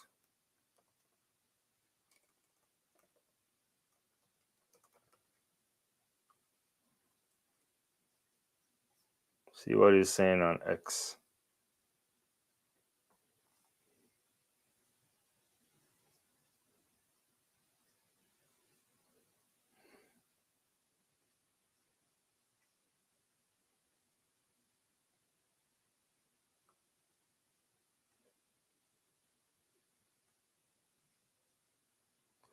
I actually can't hear it because I don't know why I can't hear it. Maybe because I'm saying. What did he say? What was the? Let me see if I can put it on closed caption. I have no idea what he's saying.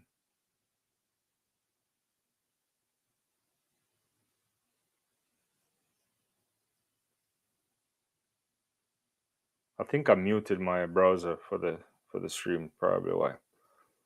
All right. So the last event of the thing, Hiltz Weltelje. Again, a waterfall looking start here. It's gonna be good.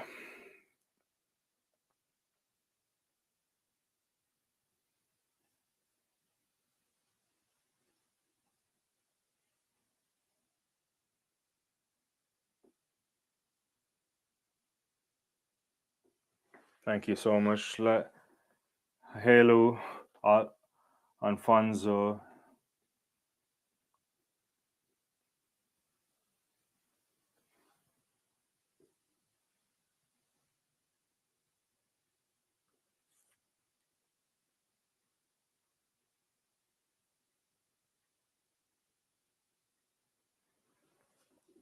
Yeah. Team GB doing well to get these distance runners in the mix.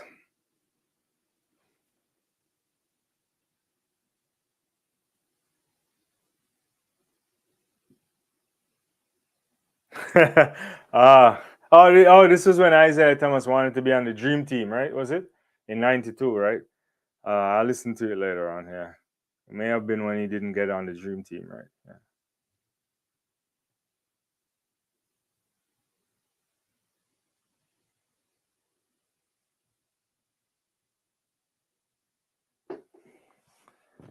All right.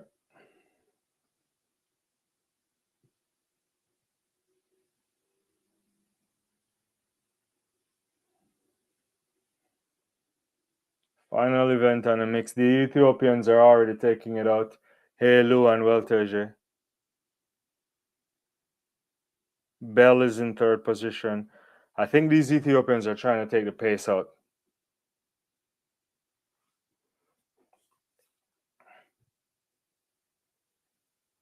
And then Halem is running wide to catch them back up. Yeah.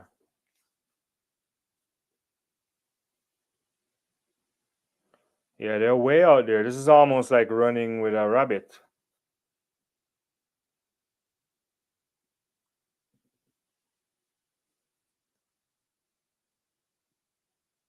Yeah, 1, 2, and 3 for these Ethiopians here.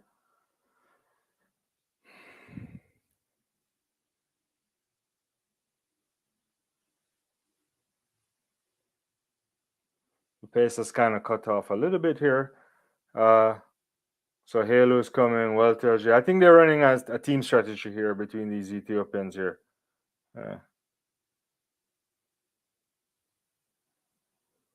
But everybody's back in the mix now. Mackay, not Mackay, the two British athletes. Hiltz is there. Mackay is also in the mix. It's slowed down somewhat again. Yeah.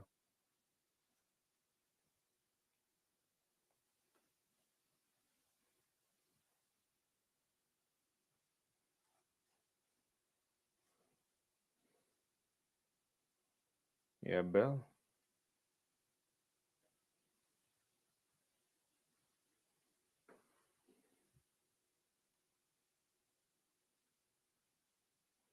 Yeah, these guys are doing some interesting tactics, as you say. Yeah.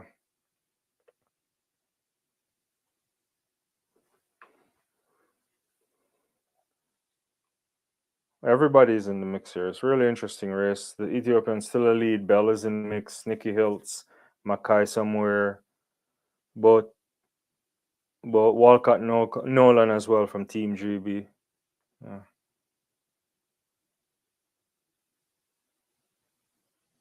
There's a little bit like I think Mackay is blocked in a little bit here. She has to push it out. You have to go wide or come in. Yeah. Voltage in the lead. Hiltz, Bell. Mackay's gonna come in the mix right now. She's gonna make a push.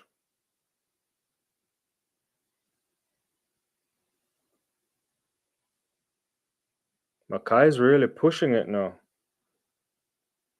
There's no Halo in the mix, but I think she's like trying to come up in the mix now.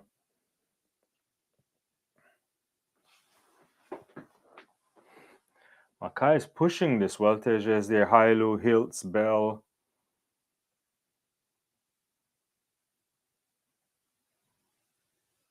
And Nikki Hiltz is not in the mix yet.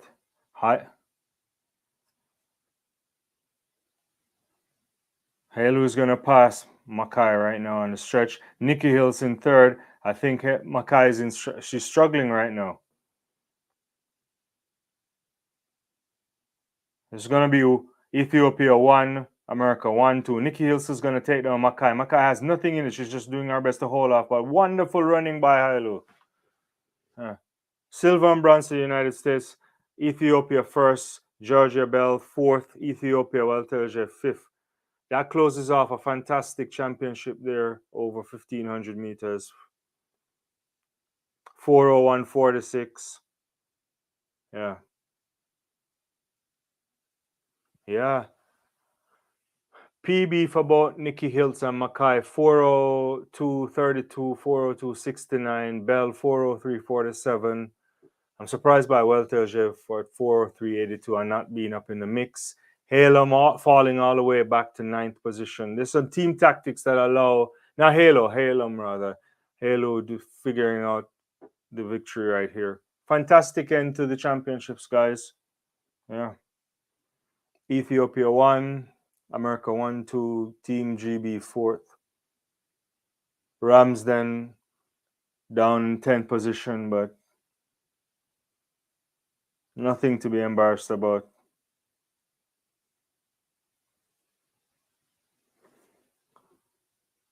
Yeah, they've had some really good performances at this distance championship.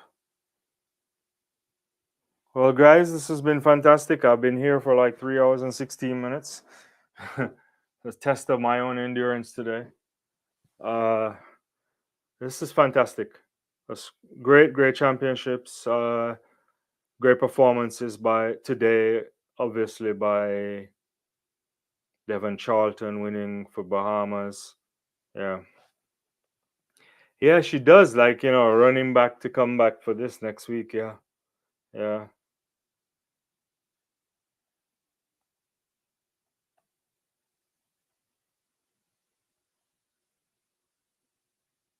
Well, I hope you guys enjoy the championships.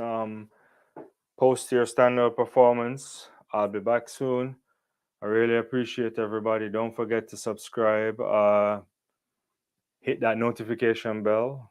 Going live all throughout the Olympics. I'm gonna do some videos leading up to the Olympics and check out my explainer series. See you guys soon. I appreciate everybody. All right, all in the game. Have a good weekend, everybody. Track and field is in great places in terms of performance. If the governing body can catch up with marketing, then the sport will be much better. All right, I'll see you guys. Take care. Bye bye.